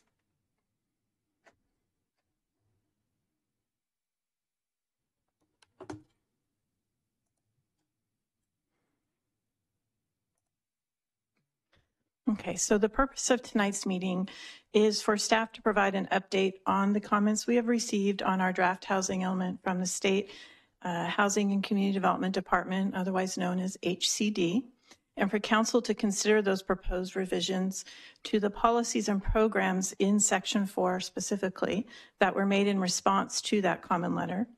The red lines to Section 4 were provided as Attachment 3 to your staff report. Staff is requesting that the council provide direction on whether those draft changes shown in the attachments are acceptable. Revisions to other sections are scheduled to be brought to the City Council for consideration on March 14th. Next slide. So just for a little background, the housing element update has been going on for about a year now. The city conducted multiple workshops and public outreach events in calendar year 2022, which culminated in the draft housing element being submitted to HCD in October. We received HCD's comment letter a full 90 days later on January 13th. Next slide. The draft housing element has 4 main sections and 4 appendices. Tonight, we provided proposed revisions to Section 4 only to the City Council for review. This is the section that contains the city's programs, policies, and actions to implement the housing element, and the section receiving the bulk of the substantive comments from HCD. We would like Council's direction on those proposed revisions so we can finalize this section and bring the entire housing element back to Council for consideration on March 14th. Next slide. The housing element update is on an extremely aggressive schedule. The statutory deadline for HCD approval passed on January 31st. However, all but 2 cities in the 9-county Bay Area still do not have an approved housing element at this time. Staff has developed a schedule that moves forward as quickly as possible, given that Planning Commission review is required prior to City Council review, and there are multiple posting and noticing requirements that we must comply with. While tonight's revisions are all within Section 4, staff is also working on revising the entire housing element in response to HCD's comments. This entire housing element will be brought to Planning Commission, then the City Council, and there will be an opportunity to review all of the revisions in track changes format. Because the statutory deadline has passed, staff will be recommending that the City Council move forward with adoption of the housing element before HCD approval. Given the scheduling constraints, the earliest the full revised housing element can be brought to City Council for review and adoption is March 14th. Staff does not recommend extending the schedule any further due to the risk of potential negative repercussions. I'm sorry, mush mouth, sorry. Thank you. These repercussions include possible submittal of builder's remedy applications, possible HCD enforcement actions, and lawsuits from third parties. Of these, the builder's remedy applications and lawsuits from third parties are the most likely to affect the city if it does not have an adopted housing element. While state enforcement actions are possible, they are not likely if the city is diligently working with HCD and actively working towards finalizing the housing element. So that concludes my portion of the presentation. I will turn it over to Jennifer to discuss the HCD comments and the draft revisions to Section 4. Thank you. Thank you, Alexis. So as noted, the city received HCD comments on January 13th. The letter included 40 main comments and 21 subsidiary comments categorized based on various topics and sections of the draft housing element. Staff categorized these comments into 2 categories, into minor and major. Minor comments are those that do not require any policies or programs and can be addressed through additional documentation or minor revisions or clarifications. Major comments are those that will require new or substantially revised programs. Overall, 47 of the comments were classified as minor, while the remaining 15 comments were classified as major. Minor comments preliminarily affect portions of Section 1 or community profile, Section 3 are housing constraints, resources, and fair housing section, and Appendix B are candidate sites analysis. Staff is working on these revisions, which typically include providing additional background information or clarification to HCD. The major comments were related to the goals, policies, objectives, and actions, which are all contained in Section 4. An initial draft of this section was completed and provided as part of the agenda report tonight.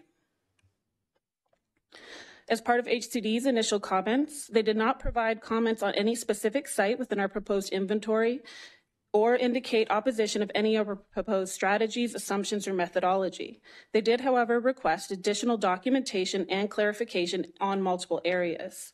Since they've only requested additional documentation in these areas, staff has categorized all of these comments as minor at this time. Specific areas in which staff is working on providing additional documentation include our non-vacant sites and whether the existing uses, primarily single-family homes, will cause constraints to development, our larger sites, which are over 10 acres, and if there's recent trends of development on sites of this size, our realistic capacity assumptions, including the midpoint assumption, our assumed buildable acreage of each site, and whether there are any environmental constraints and whether infrastructure is available to all sites. In addition, they've also requested documentation on our assumptions that our mixed-use sites will be developed at 100% residential development. In addition, HCD has requested clarification on our past ADU production and whether our estimated ADU projections over the next planning period reflect past performances. Many of these comments are boilerplate type comments that we have seen across the Bay Area. Staff is diligently working on providing responses to each and every one of these comments and believes that with additional background and documentation that our site inventory will be accepted. As stated, staff is presenting you tonight the proposed changes that are directly related to city policies, in which we are asking for confirmation or direction on. The next few slides, I'll be briefly going over the proposed changes, which are included in red lines in attachment 3. Staff and our consultant have developed these proposed revisions to address HCD's underlying policy concerns. The first, as part of the agenda packet, is comment 19. This comment calls out the discrepancies between the city's reported annual progress report for accessory dwelling units for the years 2019 to 2021, and also requests that stronger commitment to implement additional actions if future ADU production is not met. Staff is working on clarifying the discrepancies. However, based on the city's ADU production in 2022, which was less than anticipated, staff is in need to revise our 4-year average from the originally projected 15 dwelling units or 15 accessory dwelling units per year to 14. In addition, staff is proposing revisions to the accessory dwelling unit programs here to provide additional monitoring and specified actions if the projections are not met. The next is comment 20. This comment requests additional documentation to determine whether the housing element identifies sites that were used in the previous planning period. Staff is reviewing the requirements of the government code and is requesting additional clarification to determine if we have any sites that qualify under this section. Staff is recommending adding a program that would allow development of qualifying sites per the government code if it is determined that any do qualify. Comments 24A, B, and C is next. These comments request additional documentation to demonstrate the city's regulations and development standards for emergency shelters, by right permanent supporting housing, and ADUs are not a constraint on development of such uses. The city has recently completed updating our ADU ordinance, so changes are not required to this item. However, staff is proposing to add new programs to amend the emergency shelter regulations, as well as the supportive housing regulations. Both of these items have been identified to be part of our zoning code update related to compliance with recent state laws. Comment 25 addresses additional documentation on the city's midpoint policy, specifically reviewing whether it is a potential constraint on achieving maximum densities, cost, and feasibility and supply of housing. Staff is preparing documentation that will demonstrate that the city has approved projects recently that are above the midpoint and that we do not believe that it is currently a constraint. However, we are proposing to include the revised program, committing to continually review the policy and to adopt amendments within 1 year if policies are ever determined to be a constraint.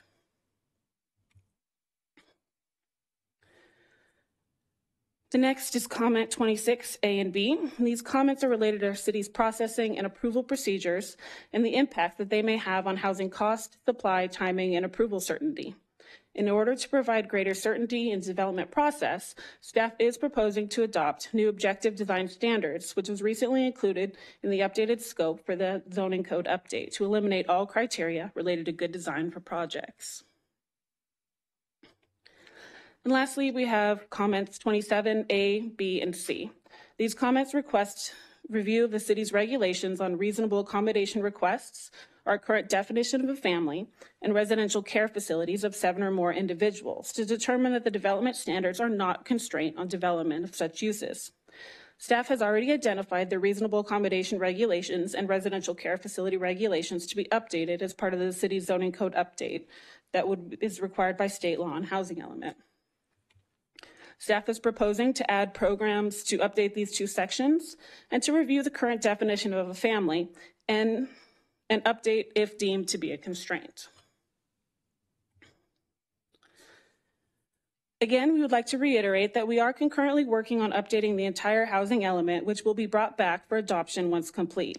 Some of the additional areas that we are currently working on, including additional documentation, is local development patterns, providing additional documentation on extremely low income housing, providing additional documentation to support the current realistic capacity assumptions, providing additional documentation on our governmental constraints on the development of housing, and updating our site inventory with the adopted PA1 sites, and modifying our ADU assumptions, which was decreased by 1 per year based on the production average. We are working on providing responses to each and every one of HCD's 61 comments, and believes that with the additional background and documentation, we will be able to provide an updated housing element that is in full compliance with state law. With that, staff is requesting tonight to City Council provide feedback on whether the initial draft changes provided in Attachment 3 are acceptable. Staff would then incorporate that feedback into the revised housing element to be brought back for adoption by Council in March. With that, staff is available. I know out of the 61 comments, it is a mouthful. It's a bit complicated, so staff is available to answer any questions or concerns you may have on any of those comments. We also have our consulting team on Zoom, and they are available as well. With that, that concludes staff's report. Councilmember Mendoza. Hi. What's the difference between what we submitted on ADUs for last year versus what we had this year? So since we submitted our draft housing element in October, we had to go on what we were projecting to be our ADU production. We had projected that we were going to have 18 ADUs issued. At the end of the year, it only ended up that we issued a total of 12. So if you average our 4-year, that just, 6 that we were off this last year shifted our average down 1. So I think we have right now 14 under construction, correct? We probably have 14 under construction, but they go off of how many were issued. So as part of our documentation, we are indicating that we issued 12, but I think on January 1st, we still had 17 in plan check. Okay, so maybe if we could talk to them about that to try to up that, because I think 14 under construction and 17 under review, I think we're going to come in higher than that low number. So I don't know. I don't know what your conversations go like when you meet with them, but maybe showing that will help them raise that amount. I know you're going to come back on March 14th, and just a few days is a really quick window. Is there any way, because I want to look at the site to site, like where they're asking, I think it was 20, where you're reviewing the sites, but we need a little bit more time as council to review all of that. Can we get this part of the agenda for March 14th sooner than the Thursday night? So we will be publishing it for Planning Commission first. Okay. And that will be the same, unless Planning Commission asks for changes, it will be the same version that council would see at their meeting. So it will be published. We're still trying to schedule that Planning Commission meeting, a special meeting. So it will be published in advance of the of the City Council meeting on the 14th. Okay. Thank you so much for that, because that will make my life a lot easier, not so stressed out over the weekend. And the last thing, I think shelters had said only the employees can have parking. So what if, there are homeless people that sleep in their cars and might want to go into a shelter overnight. Do they not take that into consideration? That's so sad.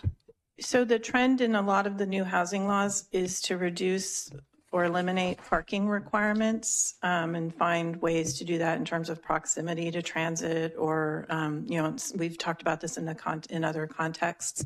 And this new state law is just limiting it to employees. Okay. You're going to work on the midpoint. I know we were talking about the midpoint, but one of the things that we just had a project with the density bonus. I think that by using the midpoint and then being able to build to the max is actually encouragement for low, very low, and moderately low income housing. So I think that, I don't know if that's a discussion point you use. Is that something that I don't know if you've talked to them about that. So right now, as part of our draft that we're working on is we are including specific project examples. The most recent one is Orchard Grove. Orchard Grove was 101% of the capacity for that zone. They had the density bonus, so they did come in above the allowable density. So that is one of the examples we are using to show that we are increasing our density. We have approved projects above the midpoint, and doing so, we're getting more affordable units. So that is part of the kind of overall story we are trying to tell to HCD as part of our revisions. Okay, that's it for right now. Thank you. Any further questions for staff? Thank you. The report was talking about the benchmark of other cities' trends, since some of our trends were not allowable. Can you talk a little bit about what those look like and why only our neighboring cities and not necessarily cities that were comparable to us in other areas of the state? So we are actually using both set of examples. HCD in their comment letter specifically named, the city of Antioch and Oakley. So we do have specific examples of those. I know one off the top of my head is the city of Antioch recently approved on a larger site. So it's part of our analysis of sites being over 10 acres. I believe it was a 15-acre site built at 100% capacity, and it was 100% affordable. And so we're using that as an example of a regional trend. We also have some from Oakley. And then also we have a county collaborative that has provided documentation for all of county projects. So we're including a lot of those as well. So not just our direct neighboring cities, but counties or projects throughout the county. And they're allowing for that? Yeah. That's something. And then in talking about the reuse of previously allocated sites, and you mentioned something about finding out if they qualify. How will that work? So we're trying to get clarification on some of the requirements. It's things like sites from PA1, they were included in our last site, but because we did a comprehensive update, although it is still the same specific plan, the fundamental base of it has substantially changed. And so it is our stance that those do not count and would not qualify. And so we need to have some discussions with HCD that we're trying to get in order to make that determination.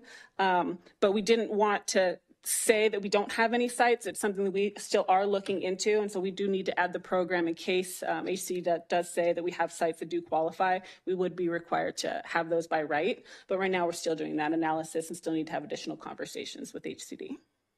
So there's some ambiguity in how that law is applied. And so our position in the story will tell is that we are not necessarily reusing sites in the way that the law defines, that compels us to have this 20% affordable requirement and all the other reuse of sites requirements under that law. So we need to have that discussion with HCD because it's not clear that these sites do meet that criteria. So we've put in a policy that gives us some flexibility. We're not committing to doing something that we don't necessarily have to do. Okay, thank you. There was a mention of one of the, we could have an ineligibility for various funds. I've caught your little mouth thing. And I'm wondering what those funds would be. If we actually end up qualifying for them, what would they help us with? What would they come from? So there's multiple, so you're speaking if we do not have an adopted housing element that we would not potentially receive certain grant funds. Yeah. I don't, if you have that slide, Jennifer, of the repercussion slide, you can show there's a list. So there's different grants that can be applied to affordable housing that you can use for a number of things. There's planning grants. There's grants that actually help do gap financing and funding of affordable housing. This construction. The city doesn't have any of those to date. We haven't applied. We don't receive any of those funds. But if we were interested in those funds in some point in the next 8 years and we do not have an adopted housing element, we would not be eligible to receive them. Those would be more for standalone than inclusionary, is that correct? Correct. So those would be separate projects. So the inclusionary units are part of our ordinance and are built by the developers and the project proponents. These would be standalone, different types of affordable projects. Okay. Can you talk a little bit about how much the adoption of design standards, the change of that, would protect us? What would it protect us against, basically? So objective design standards, which we discussed briefly in the context of the zoning ordinance update a couple weeks ago, they protect us from just being able to apply only the straight objective standards in our code today, which don't deal with aesthetics necessarily. They're dealing with lot size, building height. So if our design guidelines are subjective, we can't apply those to projects going forward. So the objective standards help protect the look and the feel and everything that people love about Brentwood and allow us to apply those to projects. Without those, it's fair game for developers to propose projects, and we have basically no ability to put aesthetic requirements on them. Thank you for that. And I think my last question was, if you could talk a little bit about the process. You mentioned the 90-day window and how the response only came on the 90th day. Can you talk a little bit about how that process has gotten us to the point where we're trying to rush as much as we are? Yeah, so in the middle of last year, they passed AB 215. It was at the very beginning of when all of Northern California was adopting or starting to initialize all of our housing elements. That added additional timing, which originally the initial review was 60 days, and that allowed HCD to have now 90 days. It also included some additional provisions that required all drafts to be published for 7 days before HCD submittal. And these were things that just came about, I believe it was early 2022. And so when we initially started our timeline for this whole entire process, those weren't really baked into our schedule. So those were things that, we started on one schedule and we kind of found out and had to rework everything early in 2022 to add some of those new bill provisions that required additional timing for HCD review from the 60 to the 90 day. And I believe it also extended the second review used to be 30 days and now the second review is 60 days. Great, that's it. That's what I've got for now. Thank you. Are there any further clarifying questions, staff? I have one. 4K, the emergency shelters, we're only dealing with the parking spaces to satisfy AB 139. What is our timeline as to satisfying AB 2339? So right now the way, and our understanding of 2339 is that if we submit an additional draft after April 1st of this year, then we would need to abide by AB 2339. Our second draft will be submitted before that. So we are trying our hardest to make sure everything is complete, but if for any reason HCD kicks back that second draft and provides additional comments, then our third draft would be submitted after the April 1st date. If that does happen, then we most likely will have to add an additional program that requires us to update our code in accordance with AB 2339. But we won't know that until we get response from our second draft. And just to clarify, how much funding is the state giving the city to accommodate those requirements? That would be zero. Thank you. If there are no further clarifying questions of staff, we will open public comments. If you're in person, please file a speaker card on the form provided at the back of the chambers. If you're participating via Zoom, please raise your hand. Remarks are limited to 3 minutes per person and your microphone will be muted after the timer has expired. One written comment was received from Bobby Jurisic regarding the importance of following the general plan and updating the housing element. And that was submitted prior to the 3 p.m. deadline and has been posted on the city's website. And I have no speaker cards and there are no hands raised in Zoom.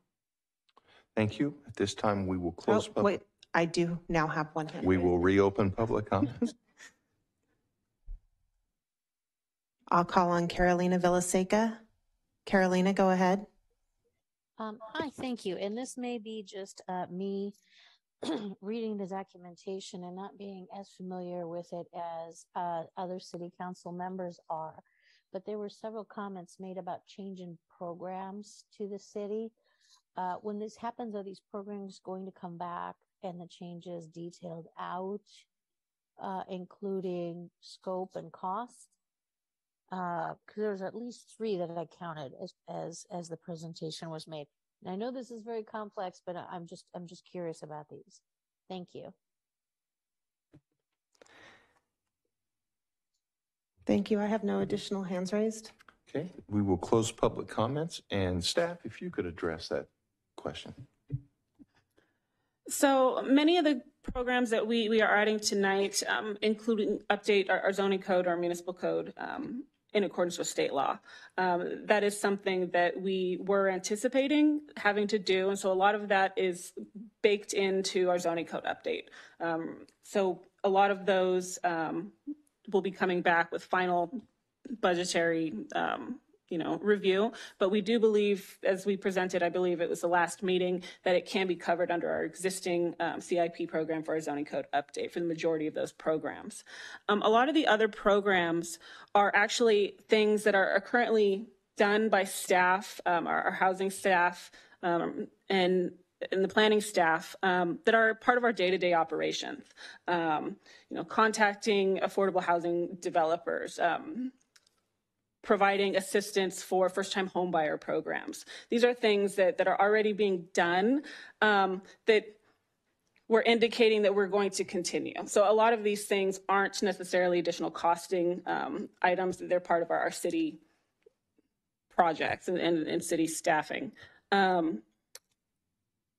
I don't believe there's any other ones that will cost additional funding that is outside of our current budget scope. Part of our housing element consultant scope as well will be to, after the adoption of the housing element, to have them assist us in some of these code updates as well. So they can assist in helping us maneuver all of these items that we will have to continue to do for the next 8 years. So they can provide us assistance in what we need to do to be able to be successful in following forward with all these programs. Thank you. I'll start off our council discussion. We all understand how frustrating this is, and having no say in the mandates that are coming down from the state. We are certainly not unique as a city in this situation, and we are fortunate to have the staff that we do that is very experienced in trying to navigate the complications up until this point, and quick learners to find, to pivot for things that are unexpected. This is something that we have to do, and we have to do as fast as we can to keep ourselves as safe as we can for as long as we can. And I just want to thank you, Jennifer. I know that you have been chained to your desk, and Alexis has been standing over you with a ruler, just making sure you were behaving. Now, thank you. The amount of hours and extra work and dedication you've done for this is mind-boggling, and I only know a little bit about it. So thank you so much for the work that you're doing on this. And I appreciate everything that our staff is doing and you're doing. Thank you. Any further? Yeah, it's a lot of work. Yeah. It's a lot. I mean, I'm on calls. I'm probably on 3 to 4 calls about housing a week. And a lot of them are planners, and it's a lot. And I'm sorry, this is what you got to work on, but it's being mandated. All of our residents need to know that this is not something we want to do, like you said. There's only one way to fix it, and that is a constitutional amendment. So we'll see if that happens in 2024. But for Newsom and the legislators to be planning from their ivory tower is not the right thing. We want to do the right thing and create affordable housing. I mean, we've been fighting for that for years. I I think that instead of doing this, they should do a statewide mandate where all new developments have to have a percentage of affordable housing. All across the state, like they're doing in Europe, you don't have short-term rentals.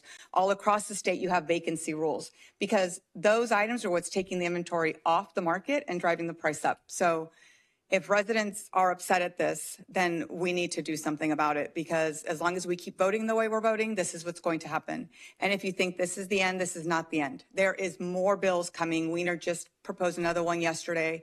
So this is not the end. This will continue every single year with more and more bills that we are going to have to follow. And your parking will go away. You're going to have 2-story ADUs in your neighbor's house. So it's sad that we have to do it, because I think we all want to do the right thing in the right way for our city, and we're not allowed to do that. I think about things like the shelter and the parking for that, and the women's shelter we have in town, and the people that are there are at their very most vulnerable in their lives, and yet we're telling them they can't leave the place because they can't have a car. Can't take their kids to school, they can't go to work, they can't take their kids to a movie. Nope, you're stuck, you can't drive because there's no place to park your car. Blows my mind. And it blows my mind when we were talking about part of here, they were looking at, where is it? It was a really good note. I'm not going to find it. They were asking about commute and that kind of a quality of life issue. And then, so I think 80% of our residents are commuting at least 45 minutes each way. So they're asking a question about that on one end. And on the other end, they're talking about trying to force commercial development into rezoning into residential, which is just going to make the problem worse. So everything is just such a, it's mind blowing, truly. So, and I thank you for all the work on this too. And it was not fun to read through, and it is not fun to vote on this by any means. But we do understand the position that you're in and the one that we're in. Thanks. If there's no further discussion, do I have a motion on this item? As detailed in the staff report, I move to direct staff to make the proposed revisions to the second draft housing element. Okay. Have a first. I'll second. And a second. All in favor, aye. Aye. Aye. Opposed? It is unanimous. It passes. Item D3. This item is a resolution regarding the revised strategic plan for fiscal year 22-23 through 23-24 as it pertains to the youth center. And I'll turn it to staff. Good evening, Mayor and Council. At your last regular meeting on January 24th, you just received an update on all the strategic plan initiatives, as well as updates on each one. And we're also invited to look at those and make sure those are still your top priorities. There was one in particular that you recommended making changes to, and that was related to Focus Area 5 in Parks and Recreation. And it previously stated pursue Measure X funding to renovate the CD building for a youth center. In the discussion, you discussed that there could be other facilities that should be considered, especially to be increasingly competitive for those Measure X funds that the county is assessing viability for and feasibility this summer. And so recommended striking the statement of renovate CD building. So that draft is provided for you in the redlined version. However, I've recommended in the staff report an additional, perhaps revision you'd like to consider, and that is that if we do not receive Measure X funding, whether or not you'd like us to consider still pursuing a facility or other funding to find a youth center here in Brentwood. So you could either approve your red line as you have drafted and we have a resolution to that effect, or if you'd like to expand and create a broader scope so we look at all potential funding sources and all potential facilities that could be out there and come back to you with any analysis on that, we would entertain that as well. And that's the report for you tonight. Okay, are there any clarifying questions of staff regarding this item? Okay, if not, we will open public comment. If you're in person, please file a speaker card with the form provided on the counter at the back of the chambers. If you're participating via Zoom, please raise your hand. Remarks are limited to 3 minutes per person, and your microphone will be muted after the timer has expired. And no written comments were submitted on this item prior to the 3 p.m. deadline. And I have no speaker cards, and there's no hands raised in Zoom.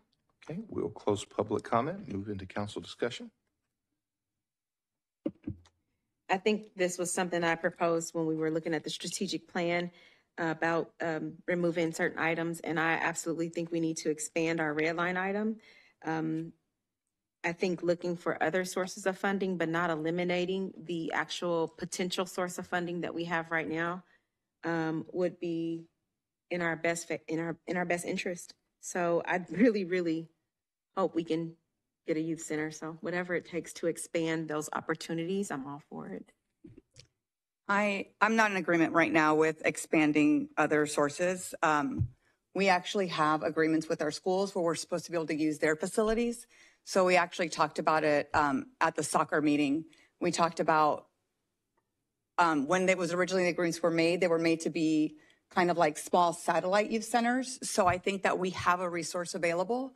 So I think we should pursue that. I don't want to expand any language right now until we figure out why we're not exercising those agreements to their fullest, because that would be not as expensive at all. And actually there was a woman there that teaches tennis and she was all about it. Like, so, she's familiar with the agreements and Bruce and I spoke about it. So I think we should look at that, which is low cost. What about expanding it to say something to that effect that we need to? Well, I'm going to make that a future agenda item. I don't want to put it on here. Let's put on an agenda item, explore it, and then we can put it on this list when that comes back to us. But I think this list needs more analysis before we say let's put something additional on this list. Okay. So sorry, your proposal, I'm sorry. My future agenda item? No. As to today, just if not to expand it, to keep it to what we agreed to at the red line. The red line, yeah. Okay. So just to clarify, if that red line is approved tonight, it would just say pursue Measure X funding for a youth center, which means if we don't get Measure X, then we don't have direction about what kind of facilities or other funding opportunities or joint partnership with the school, as an example. We'd have to come back to you for more direction at that point. Yeah, then when we review CIPs again, we can bring that in. If we haven't gotten anywhere with our agreements, then we can bring that in at that point. Okay.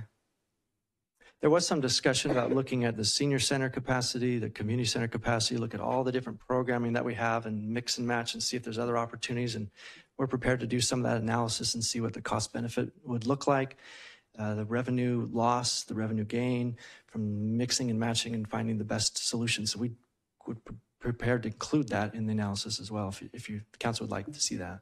Yeah. When was the last time we talked to the county about it?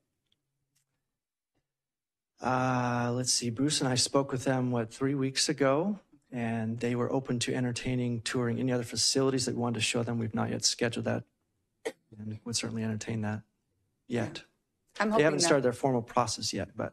Yeah, I'm hoping it's right next to La Paloma, which is our most needy kids. Sure. So I really hope, and it's near, Knightson and Byron. And they have toured that building, and they liked it in principle, but we're waiting on the full analysis of the assessment to look at the data behind it and see if we're still a viable candidate based on the population and the demographics and the needs. Thank you. I would like to consider what you just recommended. Mm-hmm.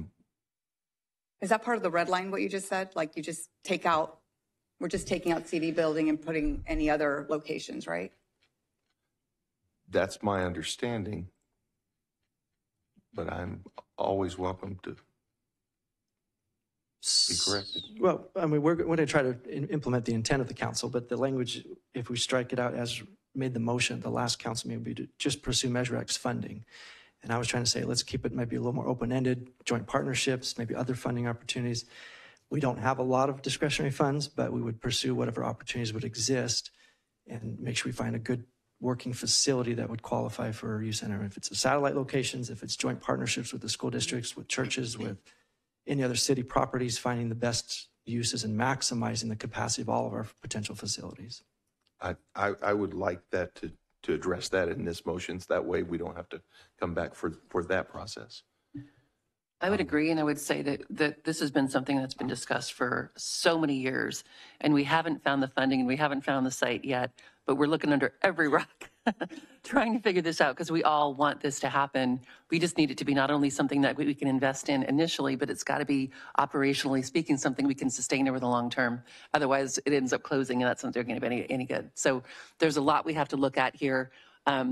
Open-ended works. I love the idea that we were talking about with the schools, because I've heard that too. And the whole idea about after hours at the senior center or the community center, switching some things up.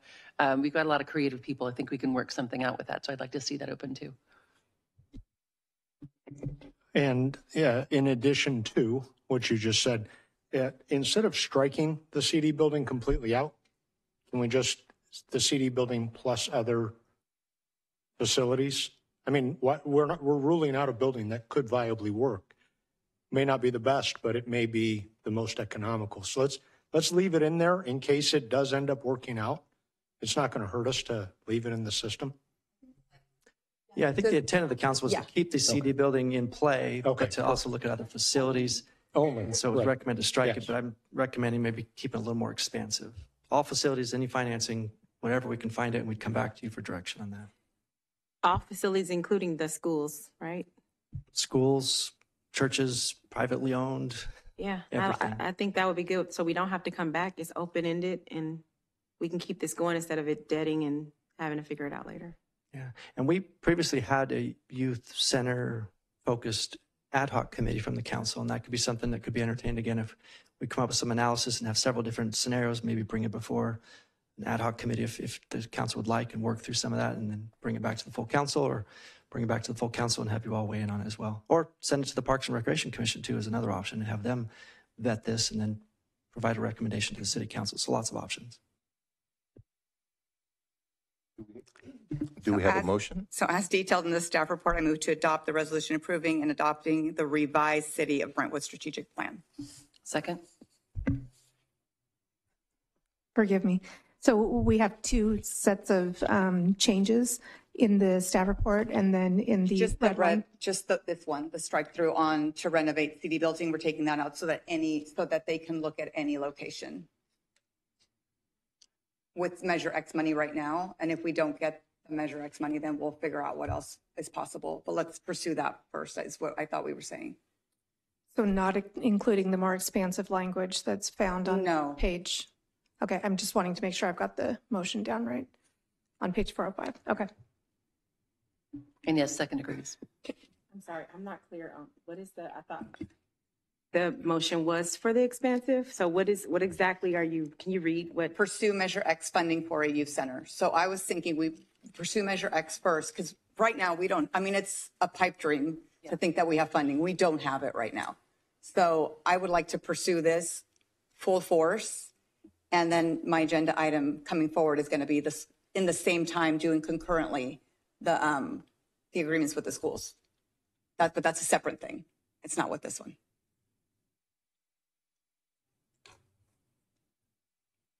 Could we not include that in this one and accomplish the same thing? I feel like these things are really slow to come to fruition.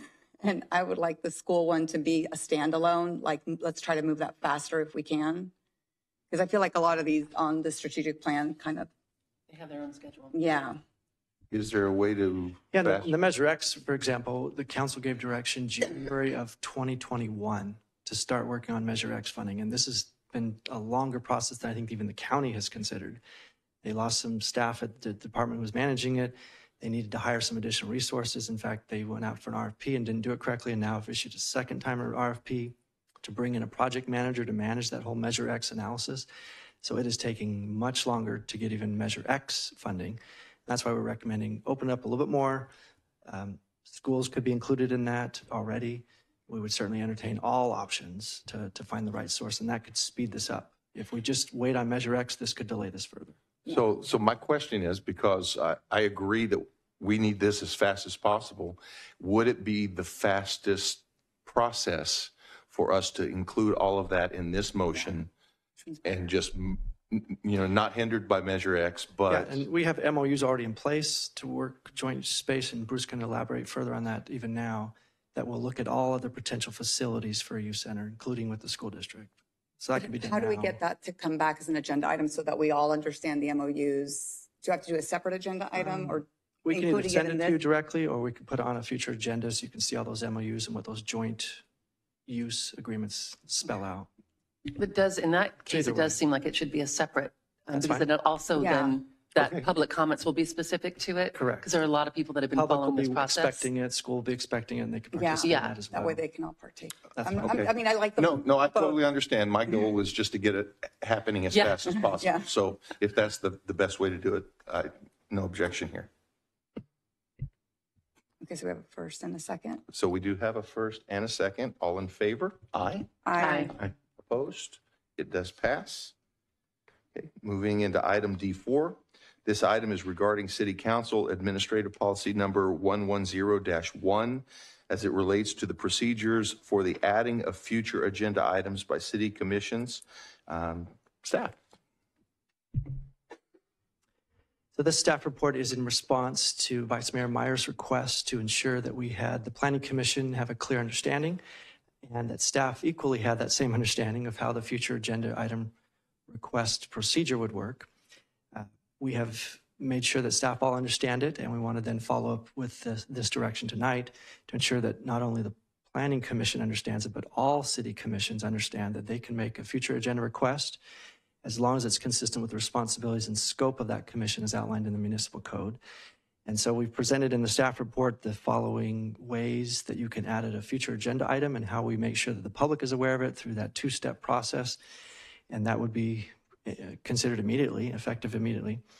Further, while it's not quite clear in the policy, if there is a request from a commission with a future agenda item that's outside of the scope of their responsibilities, or if it will involve significant staff resources or time or expenses, we would want to make sure that the commissions understand that we may need to come back to the city council. And some of those requests may need to follow either a strategic plan process, a CIP process, or an operating budget process to ensure that we have sufficient funds and resources to dedicate to that request. So we would try to be more transparent with the commissions, with the public about how that would be entertained. So I've outlined in the staff report the following ways that the future agenda items work and also what the commission responsibilities are so they understand. And I understand that there could be some interest in making sure that we put this on an agenda of each commission so they also have the information and that they can follow it, and we would help assist them through that process. Are there any clarifying questions of staff on this item? Okay, seeing none, we will open public comments. If you're in person, please file a speaker card on the form provided at the counter at the back of the chambers. If you're participating via Zoom, please raise your hand. Remarks are limited to 3 minutes per person, and your microphone will be muted after the timer has expired. And no written comments were submitted on this item prior to the deadline this afternoon. And I have no speaker cards, and there are no hands raised. Okay, we'll close public comments, move into council discussion. Vice Mayor.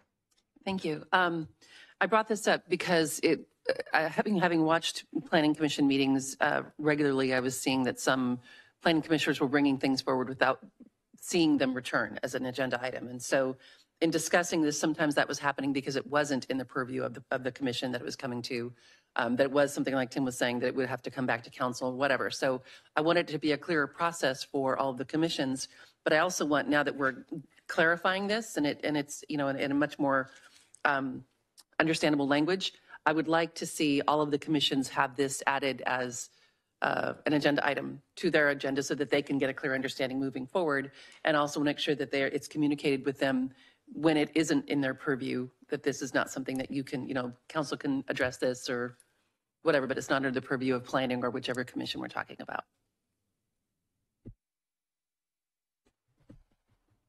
Yes, I think that's a great idea, and that will help educate everybody, including the residents who are paying attention to the commissions, understand the process. Is there any further discussion? Okay, do I have a motion? As detailed in the staff report, I move to direct staff to share the Council Administrative Policy 110-1, adding future agenda items policy with all of the commissions, and no additional direction except that I think it should be something that the educational piece is taken care of. And I'll second that. We have a first and a second. All in favor, aye. Aye. Aye. Opposed? It's unanimous. It passes. Moving into item E1. If you have a new agenda request, please raise your hand. I'll call on you in order. Councilmember Mendoza. Yeah, I know I said I was going to bring agenda items, but I think these are important. people speaking at council meetings. Right now, I know employees are afraid to come to council meetings. We need a process that makes it safe for them to feel like they can come and there's no negative ramification. They have also, like any other resident, they should be able to come to speak to us about non-job related issues. So my understanding is they have to go back to their directors and recap a meeting. If it is not job related, I want them to feel safe to be able to come and talk to us. So I'd like for that to come. That's one item.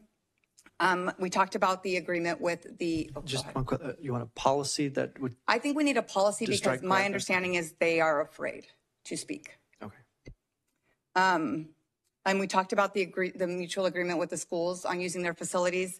I got feedback on tennis and basketball. I don't know what else is available, but those are kind of the big ones, that we don't have outside basketball courts during the summers. It's really, really hot and the kids want to play.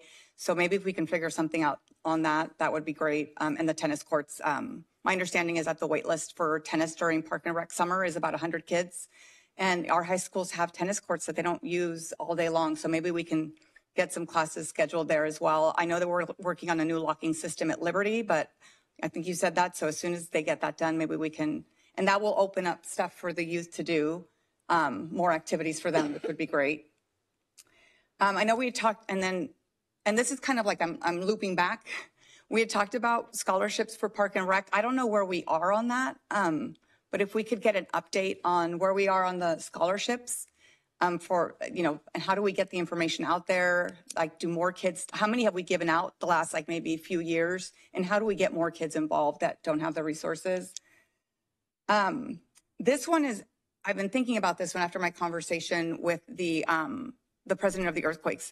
We should probably, we need money. I mean, we need money. So right now we have Sunset Fields. And like he said, our soccer fields get more eyeballs on them than their Major League Soccer field does. So let's see if we can find a way to get sponsors and get money. And we could use that to help fund kids that can't afford club ball or whatever it is. And, for scholarships, I was just trying to find a way to make some money. And then one thing that used to happen that I haven't seen. Is that still part of the scholarships, the Sunset Park? There's two different things. So scholarships, like where are we on that? And then sponsorship for Sunset. And then that funds we could use for stuff. I mean, we could Sunset Park's the fourth one. Right? I'm sorry? Sunset Park's the fourth one. Do I have those right? I'm sorry, I can't hear you. Sunset Park is the fourth one? Process, 1, 2, 3, 4. Yeah. Okay. And then the last one is, we need to get back to, developments used to come to LUD and Park and Rec first before they came to planning and to council to review the parks and all of, the whole development. That doesn't seem to be happening. So if we could get back to that process, I know it used to happen, and I think when you were on LUD, I think we need to get back to that process. Just one more review before it comes to planning and council would be fantastic. And that's it. And so some of those are just, let's start stuff that we used to do, and then some of them are new. Councilmember Pearson. I just want to expand on one of Councilmember Mendoza's future request of the mutual agreements with schools. I know you talked about tennis and I think it was basketball. Basketball. Yeah. And I'd like to also just do a agenda item to our mutual agreements, specifically with theater. We have the new theater and we have the right to have usage of the theater. I know that we have a lot of theater groups who may be able to make usage of that through Parks and Rec. And so I'd like to expand on that as well for our youth programs. So we'll keep that maybe as that same second agenda request and just add theater to that list of potential uses if that works. Anything else? Like if Sure. there's anything else in the agreement? And they all spell out what is allowed, but we can definitely put that on the agenda. I also we did several resolutions to celebrate a lot of our diversity in our city. And I like for council to look and see how we can do celebratory events that match with our celebratory resolutions that we came up with. For example, the Youth Commission did the Lunar New Year, but I'd like to see what other things we can do as a city to do more celebratory events. I think right now we do the holiday event at the end of the year, the 4th of July. We did, for example, with our 75th anniversary, but I'd like to see how we can and what the cost to the city would be for us to do more celebratory events.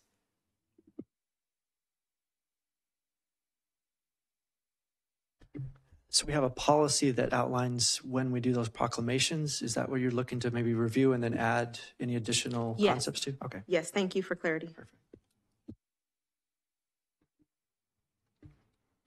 Okay, are there any further new future agenda item requests? I just have a quick follow-up. We normally would put these on your next regular agenda, and with 1, 2, 3, 4, 5, 6, it's going to be an even heavier agenda. Are any of these that can wait till maybe March to then even discuss about whether you want to dedicate resources to, or do you want to see these all on your next regular agenda as we normally do? For my two, I'm okay with all of the things that we have to do with our housing element. I'm okay with this being put off onto the agenda at the end of March, since we have the March 14th meeting that will be really heavy. That will be heavy. So March 28th then. Yes, okay, please. Great, thank you. You don't have to bring blood and Park and Rec back, right? Like that just happens because that's what we do. That's just kind of a reminder, We need to probably right? discuss what it is that you're exactly looking for to come back and Can detail you just time. work with staff on what we used to do and just let's do the same thing? I don't know what that is, so we're going to have to look at it. Yeah. But I don't necessarily think that has to come back. I think staff can just start back up what we used to do. I mean, I don't. Well, do you think it consistent with needs the to come back policy. based on how you used to manage it? Well, because there's been several different changes instead of just that one, it's probably a good idea for it to come back so we can make sure everything's working exactly like council's wanting to do. Okay. Because there were some change, not just one change, but several. I'm trying to think of which one I would want to push. I think the employee one is important. So the employee one I think needs to happen fast. I think it's important. And then I think the LUD and Park and Rec one is important too, because we have some stuff, we have developments coming up, and then maybe push the other ones. I don't know how everyone else feels. It's your. I know, but like we're all going to be working on them. Sounds like they'll all come back for discussion on February 28th, except for the celebratory proclamations, which we'll bring back on March 28th. And I didn't hear the Sunset Park one in your discussion about needing to come back sooner. So that one can also wait till maybe March 14th. I'm sorry. I have a clogged ear, so I can't hear anything. I heard that the March 28th, we can wait till have the celebratory proclamations come back, and then all the rest would come back on February 28th, except for Sunset Park. You said I didn't hear that one was No, urgent. the ones that I would like to come back fast are the employee one and the LUD one in Park and Rec. Those two, if we could push those two to the top, and then the other ones can wait. Okay. Thank you. And because I also found it difficult to hear occasionally, if you turn your microphone off, this has a speaker at the base of it. So if you turn the microphone off, you can hear better. Just new information from new technologies here. If there are no further new agenda item requests, we will move into item E2. And that is Vice Mayor Meyer would like to explain her request. Thank you. This actually came about in some of the discussions we've had around history and around what is happening now and what led up to this point. And so my original thought was to have hyperlinks to previous meetings in the agenda. But I also want to make sure that we're not causing this to push out the agenda timing. I mean, I know like Thursday is a kind of a hard stop for us. Like we need it to come on Thursday when some of them are so long that we need the whole entire weekend to go through them. So I want to just double check, like before I go any further, how much would that add to the workload? There are times when I think that it could be just one meeting that was linked, but on some of these more complicated projects, developments, processes, policies, there might need to be more than one. So with all of those things in mind, maybe just get an idea of what you think what it would do to the workload and what potentially could impact the Thursday release of the agenda. Great, thank you for asking. So our executive team talked about this extensively and also talked about this briefly with the city clerk's office. We think it could take anywhere from 5 to 10 minutes per previous action to go look it up, find the video, and link it. So not a significant amount of time. If there's an agenda report that has anywhere from 5 to 10 previous actions, that obviously would take longer.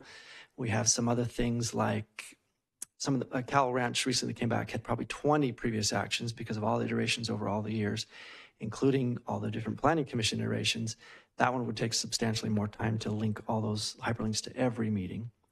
We also have our agenda management system that we're preparing to transition to a new one starting this summer. So any hyperlinks that we do include in this old one will no longer be valid, as far as I understand, will no longer work. And so we would be starting those in the new system, and we assume there's a similar capability to do those hyperlinks in future agenda items. So it will require a little more staff time. I don't anticipate at this point that it would delay the publication from Thursdays, which we hit 95% of the time. I suppose occasionally a staff report might be late if it has extensive links to include. I do worry, though, if we publish an agenda with 25 links to old videos, that I'm not sure anybody's going to even look at them all, right? But again, if that's what the council would like to do, we would certainly find and make the time to do so. This is definitely not my intention to have 25 links. My thought was like a top 3 or something like that. But is there any other kind of a process that you can think of that would make it just slightly easier for residents to find what they're looking for? Either new system or old system. I mean, if it's something that needs to wait because the new system might be more, amenable to that. We could include just the general link that if they just find the right date and the right meeting, they could get to it quicker than just no link at all. And that would be very easy. That would take 30 seconds. Okay. And I think that would be fair. Report. Right. Yeah, I think that would be fair. I think, I don't know if the new system would change that. Is it worth doing something until the new system starts? Let me see if Margaret knows if those links would still work. Margaret needs to talk. She's ready. She's eager. I don't know that it would change the linking. We're going to bring over the video as a whole into the new system, and so it's not going to link to specific items. I think even currently in our system, we don't have it linked to specific items for a lot of our agenda reports, especially the videos that go back really far in the past. So I don't know that it would make a big difference to wait or do it now. The one thing to know that is if we do move forward with it now and link the agenda items, when people go back and look at these historically and try to click on those links will no longer match up. Okay. So really then, if there's a way of doing some kind of a summarization, I would be okay with that. I don't need it to be, and I certainly, like I said, do not want it to link to 25 different meetings, but I really am up for some input. This isn't a high priority. It was just kind of a nice to have for new council, for residents to be able to have a little clearer path to be able to learn the history behind something. I think they usually list the meeting. Before we get into council discussion, we're going to need to open public comments. If there's no more questions or clarification from Vice Mayor. So the process is the Vice Mayor explains, and then we open public comment. And so we will open public comment if there is any. If you're in person, please file a speaker card with the form provided on the counter at the back of the chambers. If you're participating via Zoom, please raise your hand. Remarks are limited to 3 minutes per person, and your microphone will be muted after the timer has expired. And no written comments were submitted prior to the 3 p.m. deadline regarding this item. I do have one hand raised. I'll call on Carolina Villaseca. Carolina, go ahead. Oh my goodness, please, please, please, please, please, if you have to wait for the new system and then link some meetings, that would be fantastic. Because I'll tell you, the search, I have tried searching, and you kind of have to be a genius to figure out how to search. You know, if you want to, for example, look at all the meetings that have to do with the wall, you can put wall, but any meeting that talks about a wall will pop up as a meeting to be searchable. And that's not exactly what you're looking for. So, yeah, please, if this would be fantastic for residents. Even those of us that are tech savvy have a hard time with the search, looking for the meetings that we need to reference to educate ourselves before public comment so we don't make horrific mistakes, like saying twerking instead of tweaking, which I did a few weeks ago. So that would be eternally grateful. I would be eternally grateful for that opportunity to be able to click on some links and watch the meetings about items that are ongoing. Thank you. Thank you. I have no additional hands raised. Okay, we'll close public comments. Now we will move into council discussion. Councilmember Pearson. Yes, thank you. I love the idea. You know, I'm the queen of saying let's make everything more accessible for our residents. And I like the idea of the hyperlinks to the videos, especially as a new council member. I know that probably Councilman Orlemans will know this, can probably attest to this as well. Getting the institutional knowledge requires us to do deep dives, which I know that we've both done, to find out about more issues and watching old videos or reading old agendas. And it does become arduous to go through the amount of information that we have. The issue that I have are to some specifics in, I don't know if it's how it's written here on our agenda, but I think some of the things that said it's vague as to how relevant or recent. It becomes vague as to definitions of what's relevant to one resident may not be relevant to another resident. Also recent, it doesn't quantify in time how recent or how not recent we're going back in time. Some of the things that have been decided on, specifically, for example, tonight when we talked about the dryers, some of those agreements began in 2015. Well, not the dryers, but some of our new equipment that's out started in 2015. And so how far back do we go? Because it would be relevant to me to find out that information today when we're talking about spending a large amount of money. So I like the idea. What I would prefer is if we had some form of a table of content that said, and maybe this comes up new system that specifically said, sound wall at, and it gave a location, Highway 4, or something where we can specifically type in details and it populates those videos, it populates those agenda items versus having to go through and try to figure out which ones are which or where they might be. I think at some point, so my only drawback, or in discussion, my only ask would be more definitive. What does recent and relevant mean? If we're not going to be expansive as to having a table of content. Most agenda items, you put the sequence of meetings, so the meeting dates are there. It's just the link is not there, but you always have the sequence of meetings. I am concerned about, I know I drive a lot of workload. So I am concerned about the workload. So I think that's up to you guys, because I think we talked about municipal codes, which you always list the municipal code too. I don't know. I don't need it. I look up the code and I go to the municipal code. You schedule, you put down the meetings on the agenda. I go back to those meetings and watch them. The only time I ask you for meetings is when things come up that are not on the agenda. That's when I do reach out to you, because the search is really bad. But I think for meetings, you guys do a great job of listing the dates of the meetings and the municipal code. I think I only come to you when it's not on an agenda. So I'm fine, but I also used to look through your municipal code a lot before I wasn't even elected. So I'm used to it. And I'll just weigh in on what the comments were. Us having staff try to ascertain what we think is relevant or what is recent is a little precarious. We'd rather not be put in that situation of guessing what you think would be relevant or recent. And I would want to just call on, I think, Alexis, volunteer you to share. She sometimes has very substantial staff reports with a lot of prior actions, especially on land use items. What might be the impact to your department, and what might you recommend? I think the biggest impact would be if we didn't have clarity and we had one of those staff reports that had, 20 different meetings, which is possible on a lot of development applications.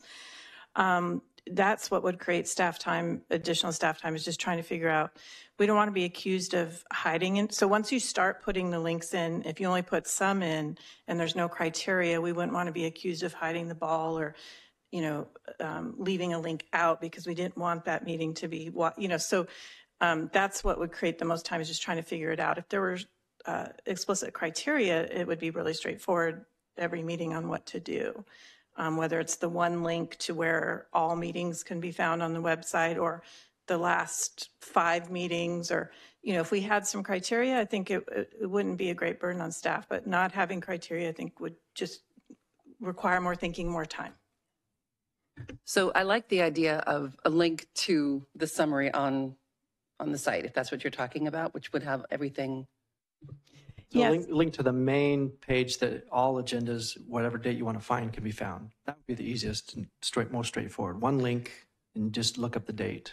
So I could share my screen just to show you what I think you're. And I think your points are valid when it comes to criteria, because every single development's going to have a different. I mean, we could say if the discussion lasted longer than a half hour, then it's valid. But then that means somebody has to go back and make sure that that was within that time frame. So I'm completely open to other council suggestions, staff suggestion. If this is not something that's feasible, based on like the fact that the criteria is too difficult to determine, then like I said, it's a nice to have. It's not a necessary to have. I think it's entirely feasible. I think just the criteria would help us implement it, right? Mm-hmm. Just a little consistently across all of our divisions, all of our departments, all the different types of projects that you see. They all pretty much have a background section. Some of ours might be longer because some development projects can go on for 20 years. Some CIP projects can go back that far. So I think it's entirely feasible. To me, I always think simple is best in terms of, communicating to the public, and a lot of hyperlinks might be a lot to navigate. They have the dates. If we can just direct them where to find the information on the website, that might be the best, because I'm also worried it will change. So staff reports we publish right now with links, a year from now, those links are no longer going to be valid if we're changing our system. But if we just tell them where on the website to find that information, that you can redirect that one link to the new website probably. I'm speaking for IS now, versus having 20 links in a staff report that are all dead a year from now. That's completely valid. And I will say, Vice Mayor, that when they changed the website, I had saved links on all my municipal codes for on my housing. bookmark, I had a bunch of, and they're all dead. Broke. Yeah. So that is a very a timely topic because it's happening now. I would amend my request to follow that kind of a guideline instead, so there isn't this variable that we can't really pin down. To say that it's a link to the website, which is going to be more searchable for everything at one time. Is that clear? So the agenda page of the website, where you just have to pick which body and then which date, right? Yeah, I mean, that's basically. And I guess we're going to share Alexis's screen. You got that Margaret, pulled up? if you could share. If we do a hyperlink to that web page in every agenda, including consent and discussion, future agenda item requests, et cetera, that would be the easiest. Can you click full calendar real quick? Let me put my glasses on. I'm sorry. Upper right corner. Yeah, I see it now. Thank you. I like this look because it has the year. And many times you guys go back a lot of years. And if people don't know that full calendar means all the years, now they could click on the year that they want. If you're your meeting goes back to 2016 or something. I like that. That's even better. Yep. As long as that. Definitely like that. Yeah. If we copy that link, if that's different than the one that was previously up there, as long as it's that one. Yeah, it's its own link. I know if you pick the body of City Council, but you share that link, it just defaults to all bodies again. So it would make considering sure that some of the works. meetings are Planning Commission, or Parks and Rec or whatever, it would be, Yep. So, and I think this trains the public on where to find this information, so they get used to the hub for all the boards and council and commissions. They know where to find the information. That makes sense. Thank you. I have a question, but you might stop me if I'm off. So can we do this? You always list the municipal code. Can we do the same thing for municipal code? Just put the link to the homepage of the municipal code? You're right.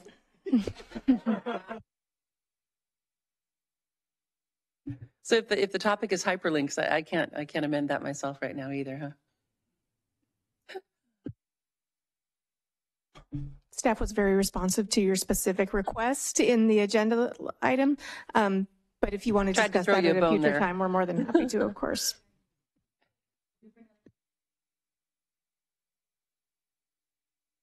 It's not an agenda item right now. It's not on the agenda right now, but we're happy to have the discussion in the future. We understand the trend that the council is asking for. And I think what I've heard you say tonight is that in response to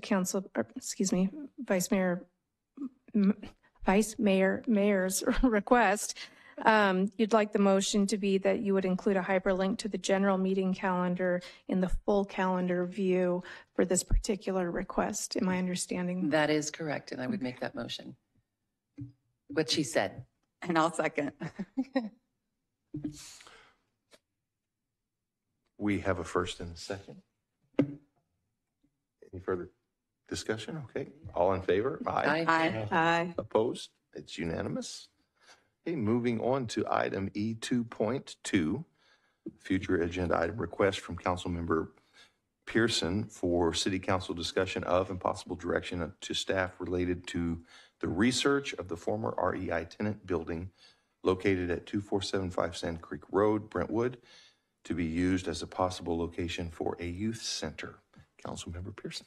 Well, this was turning over those rocks, right? Trying to see where we can possibly get a youth center. I do like, the ideas that were presented. If we can possibly get facilities at no cost to us because of our agreements, that's even better.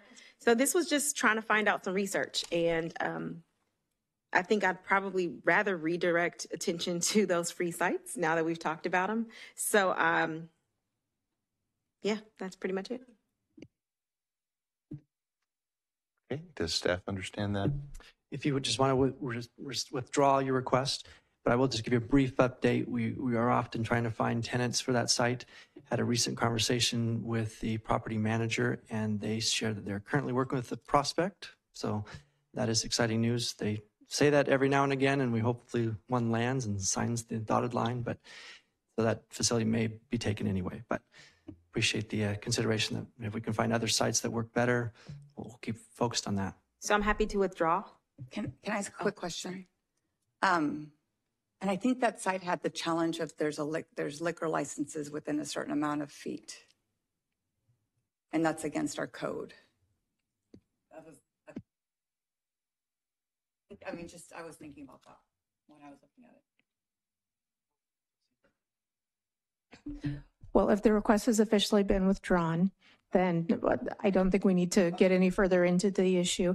I'm not aware that we have a formal process for acknowledging a withdrawal, but if you want to dot your I's and cross your T's, you could make a motion to withdraw it and see where that goes.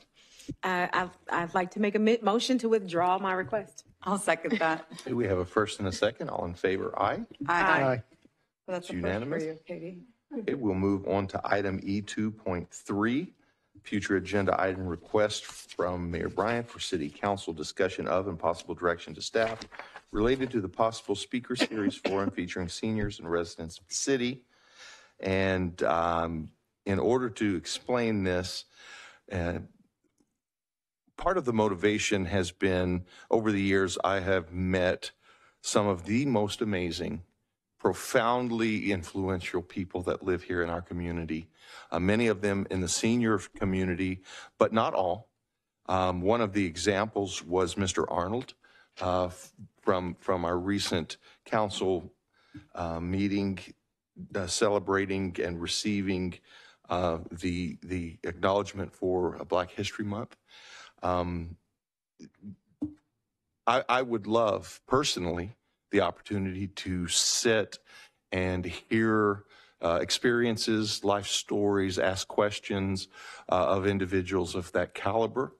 And so potentially partnering with the library, because I know that they also bring in speaker series as well.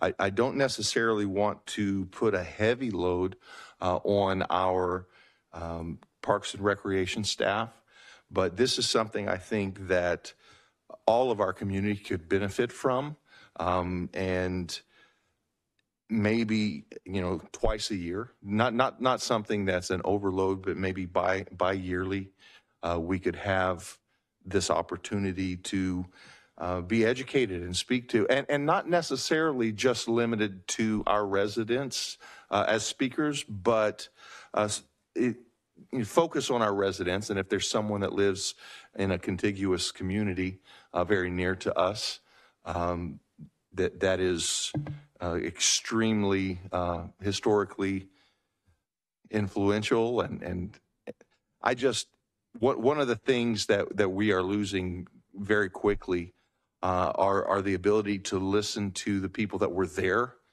on issues that we're still dealing with, some very vital issues in our culture, in our society, and there is no better teacher, in my opinion, than someone that was there, and they can speak to what it meant then and what it means now. And so that was the thought along this line. And so at this time, I will open public comments. If you're in person, please file a speaker card on the form provided at the counter at the back of the chambers. If you're participating via Zoom, please raise your hand. Remarks are limited to 3 minutes per person, and your microphone will be muted after the timer has expired.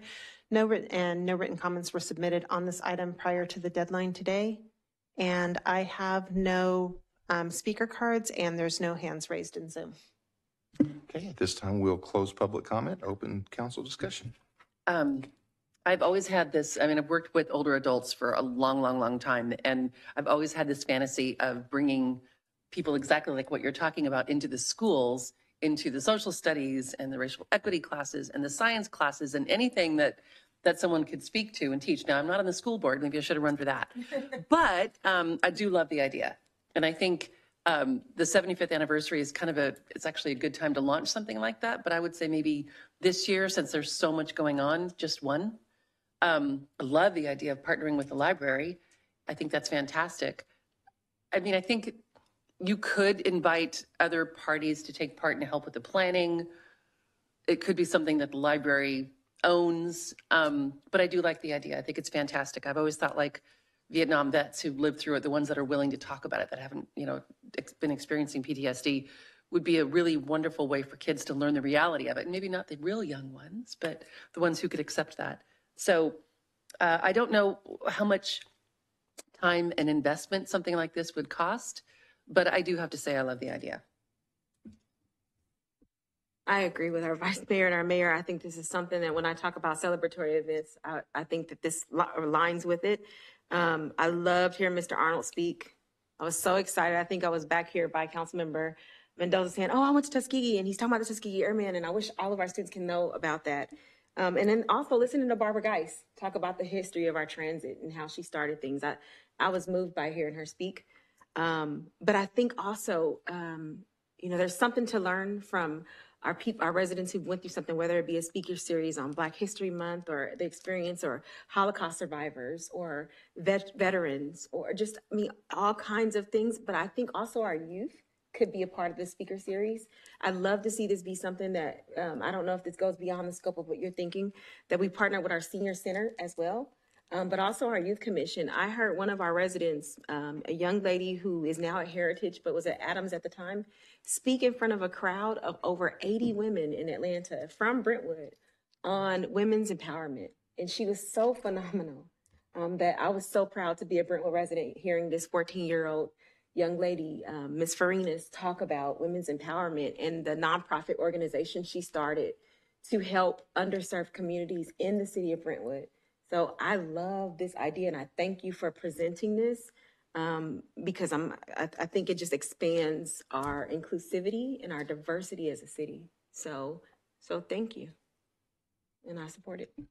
Yeah, I agree. It's a great idea because you brought it up, but she's been talking about it, so you guys have been all about it. I think of like the Stone Bargers, and even their story on their barn was like so great and how long it's been here. Or someone like Daphne Muse, who just had Angela Davis, the activist, at her house, right, in Brentwood. So I think there's a lot of people in Brentwood that we could highlight, and I think they'd be more than happy to speak. Sorry, I do agree.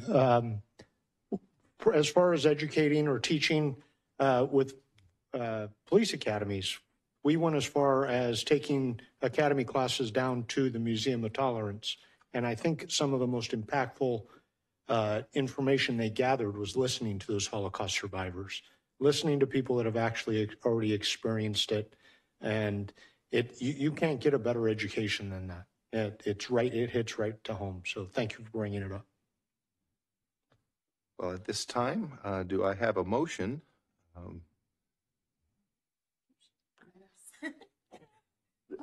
Okay. We just would like to have staff spend time and resource on this topic, on the speaker series topic, and come back with some ideas about how to facilitate it. I second that motion. Okay, all in favor, aye? Aye. Aye. Okay, it's unanimous.